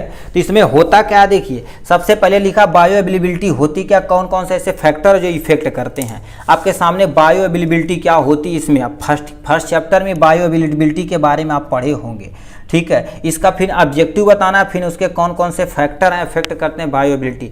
बायोएबिलिटी आप समझते क्या है, जैसे कोई भी खाना खाएं हमारे पेट के अंदर कितना एब्जॉर्ब हो के हमारे ब्लड यूज में कितना अवेलेबल प्रेजेंट है, उसी को बायोएबिलिटी बोलते हैं, बस काम खत्म। अब लिखा the rate of absorption of drugs from the यानी dosages from the administration by the any route as the determined by the concentration time curve in blood, मतलब ब्लड में कितना अमाउंट में प्रेजेंट है उसे मेंटेन करना। लिस्ट में लिखा और करके मान लेते ये नहीं आता डिफिनेशन तो नीचे वाला लिख सकते हैं, amount of drugs which reach into the systematic circulation, मतलब एब्जॉर्ब होगा तो ब्लड के अंदर सर्कुलेटरी सिस्टम में जाएगा। After the absorption is called bioavailability, मतलब क्या कर देता, एब्जॉर्प्शन के बाद हमारे सर्कुलेटरी सिस्टम में कितनी ड्रग्स हैं, कितनी अमाउंट में ड्रग्स प्रेजेंट है, उपलब्ध है, अवेलेबल है, उसी को बायोअवेलेबिलिटी बोली जाती है, ठीक है। अब क्यों, क्योंकि stand absorption rate of absorption को ये बढ़ाते हैं, ड्यूरेशन ऑफ एक्शन को भी ये बढ़ाते हैं। कौन कौन से फैक्टर जो अफेक्ट करते हैं, ठीक है। यानी लिखा है फार्मास्यूटिकल फैक्टर हैं, जैसे तुम्हारे पास फार्मास्यूटिकल मतलब दवाइयाँ में कोई ना कोई कारण है, ठीक है। अब देखो यानी फिजियोकेमिकल प्रॉपर्टी ऑफ ड्रग्स, अब ड्रग्स हार्ड बना देगा, डिजाल बनाए हो तो कैसी एक्शन परफॉर्म करी, नहीं करी, ठीक है। मैन्युफैक्चर प्रोसेस मान लेते हैं तुम्हारे पास है, यानी बहुत सारे मैन्युफैक्चर प्रोसेस होते हैं हार्ड बना देते हैं, या डबल उसे ना जैसे सस्टेन रिलीज लिखा रहता है, एक्शन कितने घंटे में करेगा, long term, short term, mediate, वो भी करेंगे तब भी दिक्कत हो जाती है। पेशेंट रिलेटेड फैक्टर मानते एज क्या होगा, ठीक है, एज कम है, मान लेते एज किसी पर्सन की, अब बताओ एडल्ट है, डोज देता रहे तो 2 गुनी का, 2 गुनी मतलब क्या हो, जैसे उसे चाहे 600 mg देता रहा 300 mg, तो काम नहीं करी, बायोएबिलिटी काम नहीं करी, ठीक है। तो दिक्कत है यानी बॉडी वेट, अब वेट भी अच्छे डॉक्टर होते कहते हैं वेट कितना है, BP कितना है, ये सब मेंटेन कराते हैं, ठीक है। तो बॉडी वेट ज़्यादा रहेगा, आप दवा लो डोज के देंगे तो भी नहीं काम करेगा। डिजीज कंडीशन बताओ वो खराब टाइप में है, ठीक है, एकदम से ये नहीं लास्ट स्टेज है, आप एकदम से पुल्ली वाली दवाई दे रहे हैं, ठीक है। हमारे पास है ऐसी ड्रग्स वो ले चुका है, एंटीबायोटिक कईयों खा चुका, आप सिंगल डोज दे रहे हैं, अब डबल ट्रिपल एंटीबायोटिक खा चुका है, तब भी दिक्कत हो सकती है। फूड मतलब इसीलिए खाना के बोलते हैं ना कि कौन कौन सा परहेज करना, उस पर भी डिपेंड करता है। रूट ऑफ एडमिनिस्ट्रेशन मतलब दवा किस रूट के थ्रू ले रहे हैं, यदि पेरेंटल लेंगे तो 100% बायोएबिलिटी है, उसके बाद ओरल है, उसके बाद रेक्टल है, टॉपिकल सबसे कम है, ठीक है। दिखता है ना ये गुरुदेव तू कहाँ का बोलता था, पेरेंटल सबसे ज़्यादा, ओरल उससे कम, फिर उससे कम रेक्टल, सबसे कम तुम्हारे पास क्या होगा टॉपिकल के बारे में दिया हुआ है, ठीक है। फिर तुम्हारे पास क्या लिख रखा है, सेकेंड क्वेश्चन में क्या तुमसे पूछा है, यहाँ से देखिए ये है, ठीक है। यहाँ लिख दे रखा एंटी कोलिनर्जिक ड्रग्स होता क्या, देखिए कह दिया 60 note on anti cholinergic drugs के बारे में आपको लिखना है। तो ये आपके सामने रखा anti cholinergic drugs, cholinergic drugs को ब्लॉक करने के लिए, उसके प्रति अगेंस्ट प्रयोग करने के लिए जिस दवा का प्रयोग किया जाता है उसी को एंटी कोलिनर्जिक ड्रग्स बोलते हैं। इसमें एक केमिकल होता है एसिटाकोलाइन होता है, उसको सबसे मेन काम होता है, ठीक है। इसमें होता क्या, ध्यान से सुनिए, ठीक है। लिखा anticholinergic drugs are medication that block the activity of acetylcholine होता है, एसिटाकोलिन उसी को ब्लॉक कर देंगे। A neurotransmission that control involuntary muscle movement in other body function, मतलब ये क्या कहता है, एसिटाकोलाइन जो होती है न्यूरो ट्रांसमिशन में मदद करती है, कोई नर्व एक इम्पल्स से दूसरे इम्पल्स में, एक न्यूरॉन से दूसरे न्यूरॉन में ले जाने का काम करती है, उसी को ये ब्लॉक कर देगा। ला भैया जाए अब नहीं देखा थी, ठीक है, तो दिक्कत हो जाए, ठीक है। दीज आर, ठीक है, these are drugs which occupy the acetylcholine receptor and do not allow the acetylcholine bind to the receptor. अब देखिए हम क्या कहते हैं, ये तुम्हारे पास रिसेप्टर है, तो रिसेप्टर से जब कोई भी ड्रग्स है, जब ये क्या करेगा, कोई भी रिसेप्टर से बाइंड करेगा, ये बाइंड करने ही नहीं पाएगा। जैसे मान लेते ये तुम्हारे पास बाइंड करने वाला है, ये बाइंड ही नहीं करने देगा, डू नॉट, देखो क्या लिखा, do not allow the bind to of the acetylcholine bind to receptor, जब बताओ रिसेप्टर से बाइंड ही नहीं होगा तो एक्शन को परफॉर्म नहीं करेगा। ठीक है, तो ये इसे एंजाइम में भी पढ़े होंगे आप थोड़ा सा। यानी तुम्हारे पास क्लासिफिकेशन में देखा जाए तो एंटी म्यूकारेनिक एजेंट, दूसरा तुम्हारे पास एंटी न्यूक्लियोटाइनिक एजेंट आता है। इसमें तुम्हारे पास एग्जाम्पल आ जाते हैं एट्रोपिन आ जाते हैं और क्या हो जाते हैं इसको, ठीक है, इसको पोलामीन आ जाते हैं। ठीक है, इसमें तुम्हारे पास एग्जाम्पल आ जाएगा हेक्सामेथियोनियम आ जाते हैं और क्या होगा पेंटोलिनियम आ जाते हैं। और इसमें एग्जाम्पल तुम्हारे पास क्या आ जाता है, ये इसका एग्जाम्पल आ जाता है यहाँ पर टूबो, ठीक है, टूबोक्यूरानिन आ जाते हैं, इसके एग्जाम्पल हो जाएंगे यहाँ से। ठीक है, इंडिकेशन में देख लिया जाए तो कहाँ कहाँ आप प्रयोग कर सकते हैं। किसी पर्सन का डायलेशन आप प्यूपिल हुआ तो वहाँ प्रयोग कर सकते हैं। ठीक है, यानी कोई पर्सन प्री एनेस्थेटिक स्टेज में, एनेस्थेसिया से पहले वाला स्टेज में आप क्या कर सकते हैं, एंटीकोलिनर्जिक ड्रग्स का प्रयोग कर सकते हैं। कोई पर्सन हाइपर सलाइवेशन है, ठीक, मतलब सलाइवा ज़्यादा निकल रहा, सोए हैं तो लार निकल रहा ज़्यादा अमाउंट में, उस प्रयोग कर सकते हैं। डायरिया को ट्रीटमेंट के लिए प्रयोग कर सकते हैं। पार्किंसन डिजीज में प्रयोग किया जा सकता है। कंट्रा इंडिकेशन में देखा जाए तो आप किस में प्रयोग कर सकते हैं। Infant suffering from the down syndrome, मतलब कैसा कोई अभी छोटा सा बच्चा है डाउन सिंड्रोम से सफरिंग कर रहा है। ठीक, डाउन सिंड्रोम में क्रोमोसोमल डिसऑर्डर है, उसमें भी प्रयोग किया जाता है। Patient with the hypersensitive, उसमें सॉरी इसमें नहीं प्रयोग करना डाउन सिंड्रोम में। ठीक है, patient with the hypersensitive to वेलाडो, यानी क्या होता है वेलाडोना एल्कोलाइड होता है, वो हाइपर सेंसिटिव, तो उस कैटेगरी में दवा है, उस कैटेगरी के यदि कोई पेशेंट है तो उसमें भी इस प्रयोग नहीं कर सकते। पेशेंट हैव द इंक्रीज यानी ocular pressure, intra ocular pressure, आप प्लीज कमेंट बॉक्स में आप दिखाइए ये कितना आकुलर इंट्रा आकुलर प्रेशर होता है MAMHG में। इंट्रा आकुलर प्रेशर हमारी आंख डिजीज वाले में दिया गया था, जिसे हम शॉर्ट में क्या बोलते हैं IOP के नाम से भी जाते हैं। ये कितना होता है, ठीक है, ये क्वेश्चन MCQ में पीछे भी पूछा गया है।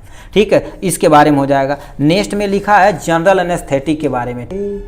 ठीक है, इसमें कह दिया क्या, हमें जनरल एनेस्थेसिया पे क्या कर देना, शॉर्ट नोट लिखना है। तो आपके सामने जनरल एनेस्थेटिक का ये क्या दे रखा है, जनरल एनेस्थेसिया। एनेस्थेसिया मतलब कहते हैं भैया ये सुन्न कह के लगा यार बहुत दर्द कर ला, तो एनेस्थेसिया को क्या बोला जाता है, नॉर्मल भाषा में सुन्न बोला जाता है। तो एनेस्थेसिया होता क्या है, लिखा है an anaesthetic is agent that, लिखा प्रोड्यूस ए कंप्लीट या पार्शियल लॉस ऑफ सेंसेशन, मतलब आपको क्या कर देते हैं यहाँ पर है ऐसी मर ली यदि बहुत दर्द कर दबा हो तो वो सेंस कोई ना कोई लेके जा रहा होगा, तो उसी को क्या कर दिया पार्शियल रूप से या पूरी रूप से क्या कर दिया ब्लॉक कर दी जाती, बंद कर दी जाती है। अब जिस एजेंट से प्रयोग किया जाता है उसी को जनरल एनेस्थेटिक बोला जाता है। एनेस्थेटिया जो refer to the state of unconscious, मतलब क्या होता है अनकॉन्शियस स्टेट में, जैसे उस एक पार्सल एरिया में अनकॉन्शियस हो जाएगा, जो भी सेंसेशन रहेगा उसे वो लॉस कर देगा। इसका फीचर देखा जाए तो लॉस ऑफ सेंसेशन को करना जो स्पेशली पेन को ये कम करता, दर्द को करता, उसके बाद कुछ भी काटो पीटो कोई टेंशन नहीं, स्लीप हो जाएगा। एमिनेशिया में भी प्रयोग किया जा सकता है, ऐसा होना चाहिए। ठीक है, अब किसी पर्सन को मान लेते अभी देखो यहाँ चोट लगी ना, मान लेते एक्सीडेंट होके आया, वो खतरनाक टाइप में चोट लग गई, एनेस्थेसिया दे दोगे तो दर्द से खत्म एकदम से, अब तुम उससे टाँका लगाओ कुछ भी करो, साफ सुफ कुछ भी करो। स्लीपिंग एमिनेशिया लिखा, इम्यूबिलिटी एंड मसल रिलैक्सेशन में इसका प्रयोग किया जा सकता है, इसका फीचर होना चाहिए। ठीक है, स्टेज 4 स्टेज होते हैं, प्लीज इसे ना आप स्क्रीनशॉट लीजिएगा। ये एक नंबर में पूछा गया था, how many stage of general anaesthesia. ठीक है, तो इसके 4 स्टेज होते हैं। स्टेज 1 में तुम्हारे पास एनाल्जेसिक दर्द को कम करने के लिए होता है। स्टेज ऑफ एक्साइटमेंट होता है। स्टेज ऑफ सर्जिकल जनरल यानी क्या होती है एनेस्थेटिक होती है। स्टेज ऑफ मोडली डिप्रेशन के काम आता है। तो इतने तुम्हारे पास क्या हो जाएंगे स्टेज के अंतर्गत आते हैं। अब क्लासिफिकेशन देखा जाए जनरल एनेस्थेसिया का इतना है, इनहेलेशन एनेस्थेटिक हो जाएगा, इंट्रावेनस एनेस्थेटिक हो जाएगा, और तुम्हारे पास क्या होगा गैसेस जनरल एनेस्थेटिक हो जाएगा। तो इसमें तुम्हारे पास लिखा है हेलोथेन आ जाता है, ईथर इसका एग्जांपल हो जाएगा। आईवी के अंतर्गत देखा जाए तो थियोपेंटेन सोडियम और क्या हो जाएगा डाइजापाम आ जाता है, कीटामीन इसका एग्जांपल हो जाएगा। इसमें केवल एक एग्जांपल है जो नाइट्रस ऑक्साइड के रूप में आता है। ठीक है, तो इतना हो जाएगा इनके बारे में। नेक्स्ट क्वेश्चन हमसे क्या पूछा देखते हैं यहाँ से। ठीक है, ठीक है, यहाँ पर हमसे क्वेश्चन पूछा है, कह दिया है give in brief account pharmacology यानी फार्माकोलॉजी या बीटा ब्लॉकर। ये बीटा ब्लॉकर अल्फा ब्लॉकर ये सब सुने होंगे। तो ये बीटा ब्लॉकर को हमें क्या करना पड़ेगा डिटेल में एक्सप्लेन करना है। यहाँ से आपके सामने बीटा ब्लॉकर का एक्सप्लेनेशन यहाँ से हुआ है। ठीक है, तो ये बीटा ब्लॉकर आप हेडिंग डालिएगा, इसका जो भी पॉइंट हम बता रहे हैं उसी को आप क्या कर देंगे नोट डाउन कर देंगे, अपना काम हो जाएगा। क्योंकि हमें आधा पेज या सॉरी 1 पेज कम से कम यहाँ से हमें क्या करना पड़ेगा लिखना पड़ेगा यहाँ से। ठीक ठीक है। तो ये तुम्हारे पास these agent act by the inhibiting the adrenergic response medication by the beta receptor. एक बीटा रिसेप्टर होता है, ये बीटा ब्लॉकर उसी रिसेप्टर को ये क्या कर देते हैं, ब्लॉक कर देते हैं। बताइए यदि बीटा ब्लॉकर इस बीटा रिसेप्टर को ही ब्लॉक कर देगा जिसे एक्शन को परफॉर्म नहीं कर पाएगा। All beta blocker of the competitive agnostic होते हैं, उसके अगेंस्ट ये वर्क करते हैं। इसमें तुम्हारे पास फार्माकोलॉजिकल एक्शन देखा जाए तो ये डिक्रीज करते हैं हार्ट रेट को। हार्ट रेट मान लो किसी ब्लड प्रेशर हाइपरटेंशन ज़्यादा हो गया तो हार्ट रेट को कम कर देंगे, अपना काम हो जाएगा। ब्रोंकोडाइलेशन, ब्रोंकोडाइलेशन में प्रयोग किया जाता है। जो ब्रोंक्यूल होती है उसे डायलेट, चौड़ा कर देगी जिससे ज़्यादा अमाउंट में ऑक्सीजन जा सके। वसोडाइलेशन मतलब वेसल को भी ये क्या कर देगी, चौड़ा कर देगी, इससे ब्लड प्रेशर क्या हो जाएगा, कम हो जाएगा। इसमें भी प्रयोग किया जा सकता है। इंडिकेशन में देखा जाए तो टू ट्रीटमेंट हाइपरटेंसिव, आप हाइपरटेंसिव में आप प्रयोग कर सकते हैं, ठीक है, यानी एंजाइना पेक्टोरिस में प्रयोग कर सकते हैं, कार्डियक डिजीज में कर सकते हैं, माइग्रेन में भी प्रयोग कर सकते हैं, बीटा ब्लॉकर ड्रग्स की कैटेगरी की दवा, ठीक है।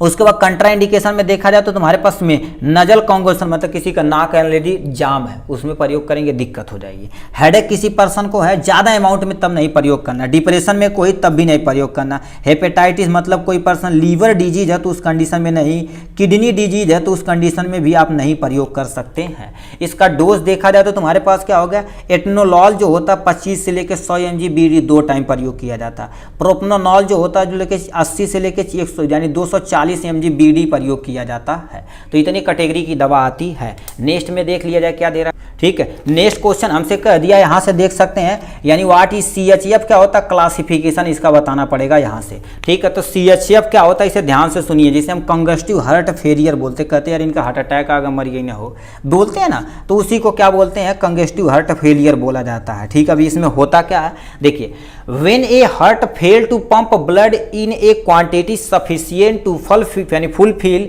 The body requirement a condition of congestive heart failure. मतलब क्या होती है, जितना हमारे शरीर को ब्लड ऑक्सीजन की रिक्वायरमेंट होती है उतना हमारा हार्ट फुल्ली क्या कर देता है, ठीक है, पंप नहीं कर पाता है। उसमें पंप करने में क्या हो जाता है, फेल हो जाता है, तो उस कंडीशन को हम क्या बोलते हैं, कंजस्टिव हार्ट फेलियर बोला जाता है। इसकी 2 कैटेगरी आती है, ड्रग्स विथ द यानी पॉजिटिव आइनोट्रॉपिक इफेक्ट। इसका कईयों कैटेगरी मैंने हमें 2 में कैटेगराइज कर दिया इसे इजी, क्योंकि शॉर्ट में पूछा था। Drugs with the positive inotropic effect, drugs without यहाँ पर निगेटिव कर सकते हैं, या ड्रग्स यहाँ पर विथ लिखेंगे तो यहाँ निगेटिव लिखना पड़ेगा, यहाँ पर पॉजिटिव यहाँ पर निगेटिव कर सकते हैं। तो यहाँ पर याद कर सकते हो drugs without positive inotropic effect. इसमें तुम्हारे पास क्या आ जाते हैं, डी यानी डिगोजीन आ जाते हैं, और क्या हो जाते हैं, डीजीटोज यानी टोजीन आ जाते हैं। डोपामीन इसका एग्जाम्पल हो जाएगा। थियाजाइड, फुरसामाइड और लोसार्टल इसका एग्जाम्पल हो जाएगा यहाँ से।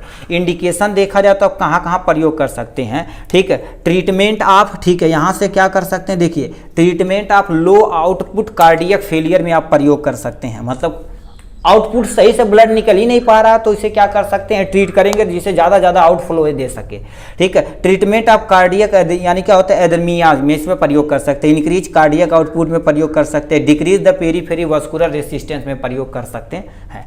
कंट्राइंडिकेशन, कोई पर्सन मतलब किसे नहीं प्रयोग कर सकते, कोई पर्सन किसी ड्रग्स के प्रति हाइपर सेंसिटिव है तो उसे नहीं प्रयोग कर सकते। प्रेगनेंसी में, लैक्टेशन में, पीडियाट्रिक कंडीशन में भी प्रयोग नहीं कर सकते हैं। तो इतनी कंडीशन में आप क्या कर सकते हैं, नहीं प्रयोग कर सकते हैं। नेक्स्ट क्वेश्चन देख, ठीक है। यहाँ से हमसे क्वेश्चन पूछ दिया है, adverse effect and contraindication of heparin के बारे में बताना। हिपेरिन क्या होता है इसे ध्यान से सुनिए, यहाँ से दे रखा है हिपेरिन क्या होता है। तुम कभी सोचे हो कि हमें चोट लगती है तो हमारे शरीर के बाहर ब्लड थक्का बना लेता, मगर हमारे शरीर के अंदर ऑक्सीजन जाता बट थक्का नहीं बनाता। तो वो करने का काम जिम्मेदारी किसकी, हिपेरिन की दी जाती है। तो heparin is a substance that prevent या break up the blood clot, मतलब शरीर के अंदर जो ब्लड क्लॉट होता है उसे ब्रेक डाउन करता है। Type of anticoagulant is also known as blood thinner, ये ब्लड को क्या कर देते हैं, पतला करने का काम करते हैं। Heparin is also called anti coagulant बोला जाता है। ये क्या कर देते हैं, जो भी कोगुलेशन हो रहा है उसे कम करने के लिए, कोगुलेशन को रोकने के लिए प्रयोग की जाती है। Heparin is a strong anti coagulation agent which is naturally found in human body, हमारे शरीर के अंदर पाया जाता है, ठीक है। फिर क्या दे रखा है, एडवर्स इफेक्ट ऑफ हिपेरिन का एडवर्स इफेक्ट क्या होता है, it show allergy reaction with fever, और क्या होता है, ठीक है, कार्टिकार्निया होता है, एनाफाइलाइटिक शॉक होता है, ठीक है, इसमें यानी इसका इफेक्ट होता है। और क्या हो जाता है हमारे पास थ्रम्बो, ठीक है, थ्रम्बोसाइटोपिनिया में आकर तुम्हारे पास 0 यानी 2 से लेकर 5% पेशेंट में ये होता है। हीमोराइजा तुम्हारे पास क्या होती है, जीआईटी और यूरिनरी ट्रैक में क्या हो जाती है, हेमोराइजा यानी ठीक है, यानी क्या होता है, हेमोराइजस कर देती है, ठीक है। इफ हिपेरिन यूज टू अब 6 मंथ, कोई पर्सन बहुत लंबे समय तक क्या कर रहा है, 6 महीने से साल भर से आपके हिपेरिन का दवा प्रयोग कर सकता है, तो उसका क्या होगा, हेयर लॉस हो जाएगा। और क्या होगा, एस्ट्रोपोराइसिस यानी उसकी हड्डियां भंगूर हो जाएगी, मारे के बाद हड्डियां टूट जाएगी, ठीक है, ये हो सकती है। कंट्राइंडिकेशन आप यहाँ से देख सकते हैं, किस पर्सन को, कोई पर्सन का जो प्लेटलेट लो है उसमें नहीं प्रयोग करना, लीवर डिजीज में नहीं करना, किडनी में नहीं करना। और लिखा पोस्ट ऑपरेटिव आईवी, मतलब किसी पर्सन को ऑपरेशन करने जा रहे हैं उस कंडीशन में भी नहीं प्रयोग कर सकते, नहीं तो ऑलरेडी ब्लड पतला हो जाएगा तो बहता जाएगा बहता जाएगा बहता जाएगा, दिक्कत हो जाएगी, ठीक है। नेक्स्ट में क्या पूछा, इसे ध्यान से सुनिए, ठीक है। यहाँ से ले रखा एस्पेक्टोरेंट क्या होता है, इसके बारे में आपको बता देना है। एस्पेक्टोरेंट क्या होता है यहाँ से दिखा देना है। एस्पेक्टोरेंट ये क्या होता है, सुनिए। एस्पेक्टोरेंट एक ऐसी दवा होती है जो हमारे ये गला वाला रीजन नहीं होता जो लंग्स से रिलेटेड होता है, उसमें क्या कर देती है, बहुत सारा म्यूकस भर देती है, ठीक है।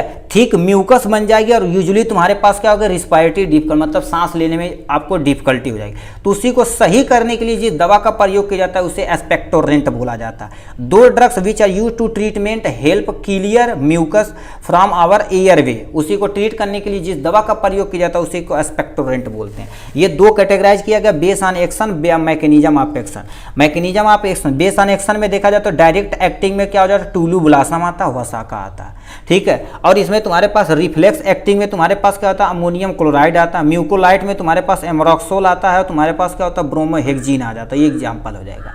सेडेटिव तुम्हारे पास एक्सपेक्टोरेंट में तुम्हारे पास पोटेशियम टार्टेरेट आता है और अमोनियम क्लोराइड आता है। और क्या आता है, स्टिमुलेट एक्सपेक्टोरेंट में लेमन आता है, एनीज आता है, इसका एग्जाम्पल हो जाएगा। यहाँ से इंडिकेशन और कंट्रा इंडिकेशन भाई आप यहाँ से देख सकते हैं इजीली, ठीक है, इसे स्क्रीनशॉट भी ले सकते हैं, ठीक है, ठीक है। अब यहाँ से क्वेश्चन हमसे पूछ दिया है, what is laxative and purgative deep, यानी क्या पूछा है, right about laxative and purgative. क्या होता है आपके सामने दे रखा लग्जेटिव एंड परगेटिव।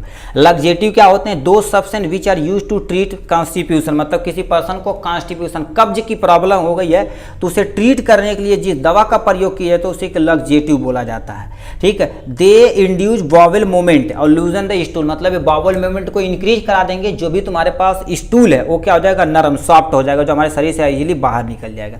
लग्जेटिव तुम्हारे पास क्या होते हैं, माइल्डर एक्शन काम करते हैं, ठीक है, और तुम्हारे पास ये स्टूल को सॉफ्ट करते हैं और फॉर्म करते हैं स्टूल को। बट लग्जेटिव तुम्हारे पास है, ठीक है, इससे यहाँ परगेटिव लिखना चाहिए था जी, चलो कोई दिक्कत नहीं, ठीक है। Strong action suffering from the, ये स्ट्रॉन्ग एक्शन यहाँ परगेटिव काट के लिख देना, ठीक है, ये तुम्हारे पास क्या हो जाएगा, परगेटिव हो जाएगा, कभी कभी हो जाता भाई, ठीक है, ये हो जाएगा। लग्जेटिव तुम्हारे पास लो डोज में दी जाती, बट जब लग्जेटिव को हाई डोज में दी जाती तो परगेटिव बन के तैयार हो जाता है। मोस्टली देखा जाए तो एक ही चीज़ होती है, मगर थोड़ा हाई और लो डोज का केवल डिफरेंस होता है। इसे क्लासिफिकेशन किया गया है इतने में, लिखा बल्ब फार्मिंग स्टोल सॉफ्टनेस होता है, स्टिमुलेट परगेटिव होता है, ऑस्मोटिक परगेटिव होता है, इससे एग्जाम्पल हो जाएंगे। इंडिकेशन में तुम्हारे पास और कंट्रा इंडिकेशन में यहाँ से दे रखा, जो आप इजीली देख सकते हैं, ठीक है। क्योंकि ये देखा जाए तो वीडियो थोड़ा सा लेंदी होने वाला है, ठीक है, हो गया है ऑलरेडी, ठीक है। हाई सेलिंग डायूरेटिक क्या होता है, यहाँ से देखिए क्या होता है, डायूरेटिक के बारे में यहाँ से दे रखा है, ठीक है। इसका अलग अलग सेपरेट हम वीडियो बना रख देंगे, ठीक है, उससे भी आप थोड़ा सा देख लीजिएगा, ठीक है, क्योंकि आपका कॉन्सेप्ट क्लियर नहीं होगा तब तक मज़ा नहीं आने वाला है, ठीक है। यहाँ पर लिखा है they act and the ascending loop होती, देखिए इसमें थोड़ा सा आपको डायग्राम के जरिए बता देते हैं, टाइम नहीं है फिर भी क्या किया जाए, ठीक है। यहाँ से तुम्हारे पास क्या होगा, ये लूप ऑफ हेनले हो जाएगा, ऐसे करके ये पीसीटी हो जाएगा, ये क्या हो जाएगा पीसीटी, ये लूप ऑफ हेनले, ये तुम्हारे पास यहाँ से ये तुम्हारे पास डीसीटी वाला पोर्शन हो जाएगा, ठीक है, ये तुम्हारे पास क्या हो जाएगा, डीसीटी वाला पोर्शन हो जाएगा यहाँ से, ठीक है, ये हो जाएगा यहाँ से, ये डीसीटी वाला पोर्शन हो जाएगा। तो ये लूप ऑफ हेनले, ये तुम्हारे पास क्या होता है, लूप ऑफ हेनले होता है, इसी कंडीशन में वो काम करता है, लूप ऑफ हेनले। देयरफॉर तुम्हारे पास यानी क्या होता है, also known as loop diuretic, इसी को लूप डायूरेटिक बोलते हैं, लूप ऑफ हेनले कर देते हैं, ठीक है, इसे कहा जाता है loop diuretic, also known as high ceiling diuretic, मतलब इसी को यहाँ पर इसे असेंडिंग बोला जाता है, इसे डिसेंडिंग बोला जाता है, ठीक है। ये होता है। Most commonly used loop diuretic in furosemide, जो सबसे ज़्यादा प्रयोग किए जाने दवा में से एक है। ठीक, इंडिकेशन में तुम्हारे पास देखा जाए तो यहाँ से दे रखा है, इतना इंडिकेशन यहाँ से दे रखा है। ठीक है, यानी हाइपर कैलेमिया में देख सकते हैं क्या क्या होता है, यहाँ से पढ़ते जाइए। हाइपर कैल्सीमिया में, ठीक है, दे सकते हैं। एक्यूट रीनल फेलर में दे सकते हैं। अल्फेक्टरी एडिमा में दे सकते हैं। और तुम्हारे पास एक्यूट पल्मोनरी, ठीक, एडिमा होता है, उस कंडीशन में भी दे सकते हैं। एडिमा क्या होता है, जब सोडियम रिस्ट्रिक्शन होता है तो उसमें एडिमा का दिक्कत होती है। ठीक है, परजेंस आप यानी क्या होता है, कंट्राइंडिकेशन। अब यानी एन्यूरिया मतलब पेशाब ही नहीं हो रहा तो उस कंडीशन में आपको नहीं देना। हाई सेंसिटिव आप कंपाउंड में नहीं देना। एलर्जी आप सल्फा ड्रग्स के अंतर्गत आते हैं, उसे भी नहीं देना है। ठीक है, तो इतना हो जाएगा इनके बारे में। नेक्स्ट पे तुमसे कह दिया कॉर्टिकोस्टेरॉइड, पेनिसिलिन के बारे में दे रखा है यहाँ से। ठीक है, आपके सामने कॉर्टिकोस्टेरॉइड के बारे में यहाँ से दे रखा है। ठीक है, तो आप यहाँ से क्या करें, देखिए, क्योंकि हमसे पूछा है, क्या लिख रखा है, pharmacological and pathological role of corticosteroid. Corticosteroid का यानी कॉर्टिकोस्टेरॉइड होता क्या है, यहाँ से देख सकते हैं। इसका फार्माकोलॉजिकल रोल ऑफ कॉर्टिकोस्टेरॉइड यहाँ से आप देख सकते हैं, यहाँ से। ठीक है, उसके बाद तुम्हारे पास क्या होगा, पैथोलॉजिकल रोल ऑफ क्लिनिकल, यहाँ से आप देख सकते हैं, इतना दे रखा है। फिर तुम्हारे पास क्या बोल दिया है, किसके बारे में आ जाते हैं, इंसुलिन के बारे में। एक क्वेश्चन और पूछ दिया हमारे पास, क्या होता है पेनिसिलिन क्या होता है, इसके बारे में यहाँ से बता देते हैं। ठीक है, तो ये पेनिसिलिन के बारे में आपको देखिए यहाँ से। पेनिसिलिन फर्स्ट एंटीबायोटिक होती है जो 1941 में खोज हुई थी। किसके द्वारा, अलेक्जेंडर फ्लेमिंग के द्वारा की गई थी। ठीक है, ये पेनिसिलियम नोटाटा में तरह की फंजाई उससे प्राप्त की गई थी। ठीक है, अब इसका क्लासिफिकेशन यहाँ से देखिए, कैटेगराइज हमने कर दिया है। उसके बाद इंडिकेशन आपको सामने यहाँ से दिखा देते हैं, आपका पेज 1 हो जाएगा। कंट्रा इंडिकेशन यदि आप लिखना चाहें तो यहाँ से देख सकते हैं, कंट्रा इंडिकेशन ऑफ पेनिसिलिन यहाँ से दे रखा। ठीक है, आप यदि नोट मंगाएंगे तो उसमें सब कुछ एकदम डिटेल में रहने वाला है, कोई टेंशन नहीं है। ठीक है, यस पे आप नोट आप यहाँ पर क्या कर सकते हैं, देख सकते हैं।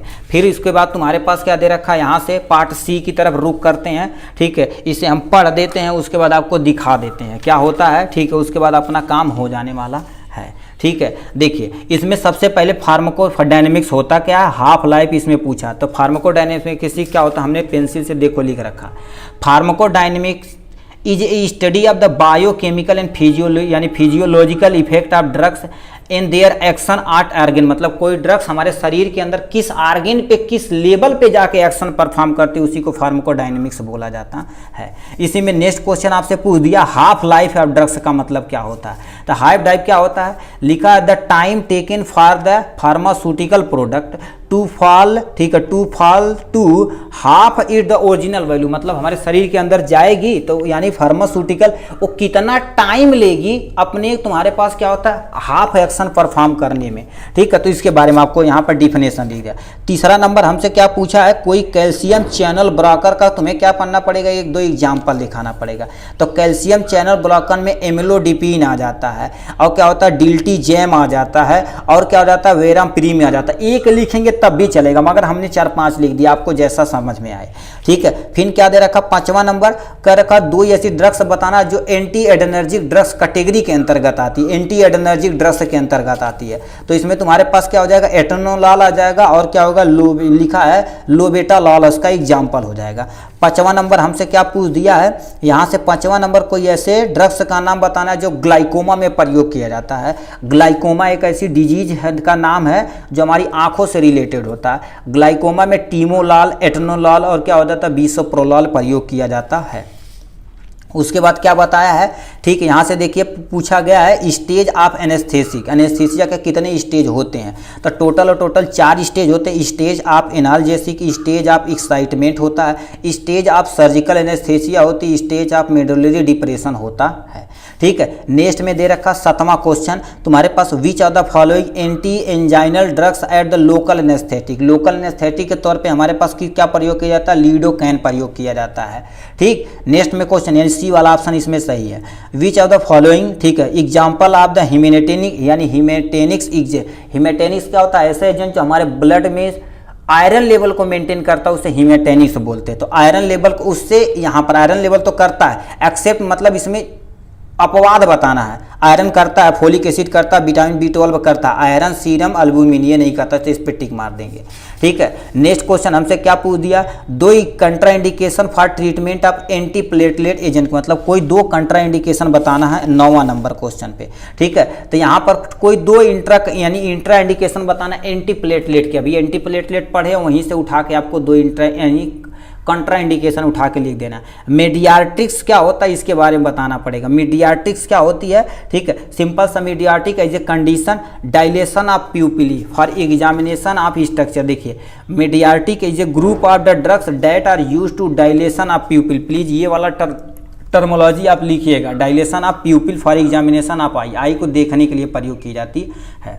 फिर तुमसे क्या पूछ दिया है, bulk laxative are use in तुम्हारे पास और पूछा थी, example of mucolytic agent. Mucolytic ऐसा एजेंट होता है जो बलगम को कहीं काटने का काम करता है। इसमें क्या हो जाता है, ब्रोहेक्जीन आ जाता है, मोरॉक्सोल आ जाता है, कॉर्टिकोसिस्टीन आ जाता है, इसका एग्जाम्पल हो जाने वाला है। और यहाँ पर 12 नंबर क्या क्वेश्चन पूछा है, ट्रीटमेंट तुम्हारे पास bulk laxative use treatment of laxative तुम्हारे पास किसके लिए, बल्क लैक्सेटिव किसी पर्सन को कॉन्स्टिट्यूशन हो, कब्ज बना हो तो उससे ट्रीट के लिए प्रयोग की जाती है। ठीक है, फिर तुमसे क्या दे रखा है, यहाँ से ऐसी कौन सी दवा है जो तुम्हारे पास सल्फा यूरिया डेरिवेटिव होती है। अभी जब आपको कैटेगरी बताया गया था तो उसमें बोले थे, ये प्लीज याद रखिएगा, तो उसमें ये वाला बताए थे, टिया लिखा है टलब्यूटामाल होता है। ठीक है, टल यानी क्या होता है, टलब्यूटामाइड होता है। तो इसका में क्या कर देंगे, आपको 13वें नंबर का डी वाला करेक्ट ऑप्शन हो जाएगा। ठीक है, ट्रिपल रिस्पांस यानी डज नॉट इंक्लूड, मतलब ट्रिपल एक्शन में इसमें प्रयोग नहीं किया जाता, तो इसमें व्हील हो जाएगा, WHE व्हील नहीं प्रयोग किया जा सकता। दो एग्जाम्पल बताना किसका, एंटीवायरल ड्रग्स का। दो एग्जाम्पल एंटीवायरल ड्रग्स में तुम्हारे पास क्या हो जाएगा, एसेक्लोवीर हो जाएगा, और क्या हो जाएगा, लिखा है तुम्हारे पास यहाँ से एसेक्लोवीर हो जाएगा और पे होगा पेंसिक्लोवीर हो जाएगा, इसका एग्जाम्पल हो जाएगा। ठीक है, फिर तुमसे क्या पूछा है, बैक्टीरियोसाइडल क्या होता है। बैक्टीरियोसाइडल क्या होता है, बैक्टीरियोसाइडल इफेक्ट इट यानी इज एबिलिटी टू किल जरूर लिखना। ऐसे चीज जो क्या कर देते हैं, बैक्टीरिया, कहाँ दिख नहीं रहा, a bacterial effect is ability to kill bacteria को किल कर दिया जाता है तो उसे बैक्टीरियोसाइडल बोलते हैं। एक बैक्टीरियोस्टैटिस होता है जो उसके मैकेनिज्म को कम करता है। ठीक है, फिर तुमसे क्या कह दिया है, लिखा है यहाँ से सल्फाएमाइड आर स्ट्रक्चरली सिमिलर टू, किसके सिमिलर होता है, ये देखा जाए तो क्या होता है, यानी पाबा के होता है। पाबा क्या होता है, देखिए यहाँ से क्या होता है, पाबा, पी से क्या हो जाता है, पैरा, यानी ए से अमीनो, बी से बेंजीन एसिड हो जाता है। इसके स्ट्रक्चर के क्या होता है, वो सिमिलर होता है, तो इससे आपको वहाँ से मार देंगे। नेक्स्ट क्वेश्चन तुमसे क्या पूछा, example of amino glycoside. Amino glycoside का एग्जाम्पल बताना है। जेंटामाइसिन हो जाता है, एमिकासिन हो जाता है, नियोमाइसिन हो जाता है, इसका एग्जाम्पल हो जाएगा। ED50 क्या होता है, इसके ध्यान से सुनिए। ED50 थोड़ा सा इसे हम छोटा कर देते जिससे आपको दिखे।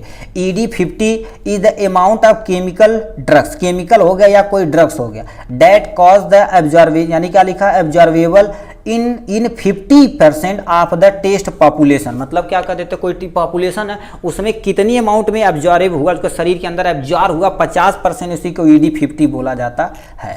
नेक्स्ट में तुमसे क्या पूछा, एग्जाम्पल ऑफ एंटी एडेमिक ड्रग्स के बारे में बताना है। तो इसमें तुम्हारे पास क्या हो जाता है, क्यूनिडीन आ जाता है, और क्या हो जाता है, प्रोपेफेनॉन आ जाता है, और इसमें क्या हो जाता है, इसमें कोई दो एग्जाम्पल बताना, हमने 3-4 लिख दिया, यानी मैगजीलिटीन आ जाता है, इसका एग्जाम्पल हो जाने वाला है। तो इस तरह से देखा जाए तो टोटल हमने इंग्लिश वर्जन पूरा डिटेल में कवर कर लिया है, और ये टोटल देखा जाए तो लगभग 1.5 घंटे का वीडियो हो चुका है। चलिए आज के लिए बस इतना ही, फिर मिलेंगे नेक्स्ट वीडियो में नेक्स्ट टॉपिक के साथ। तब तक के लिए bye bye and take care.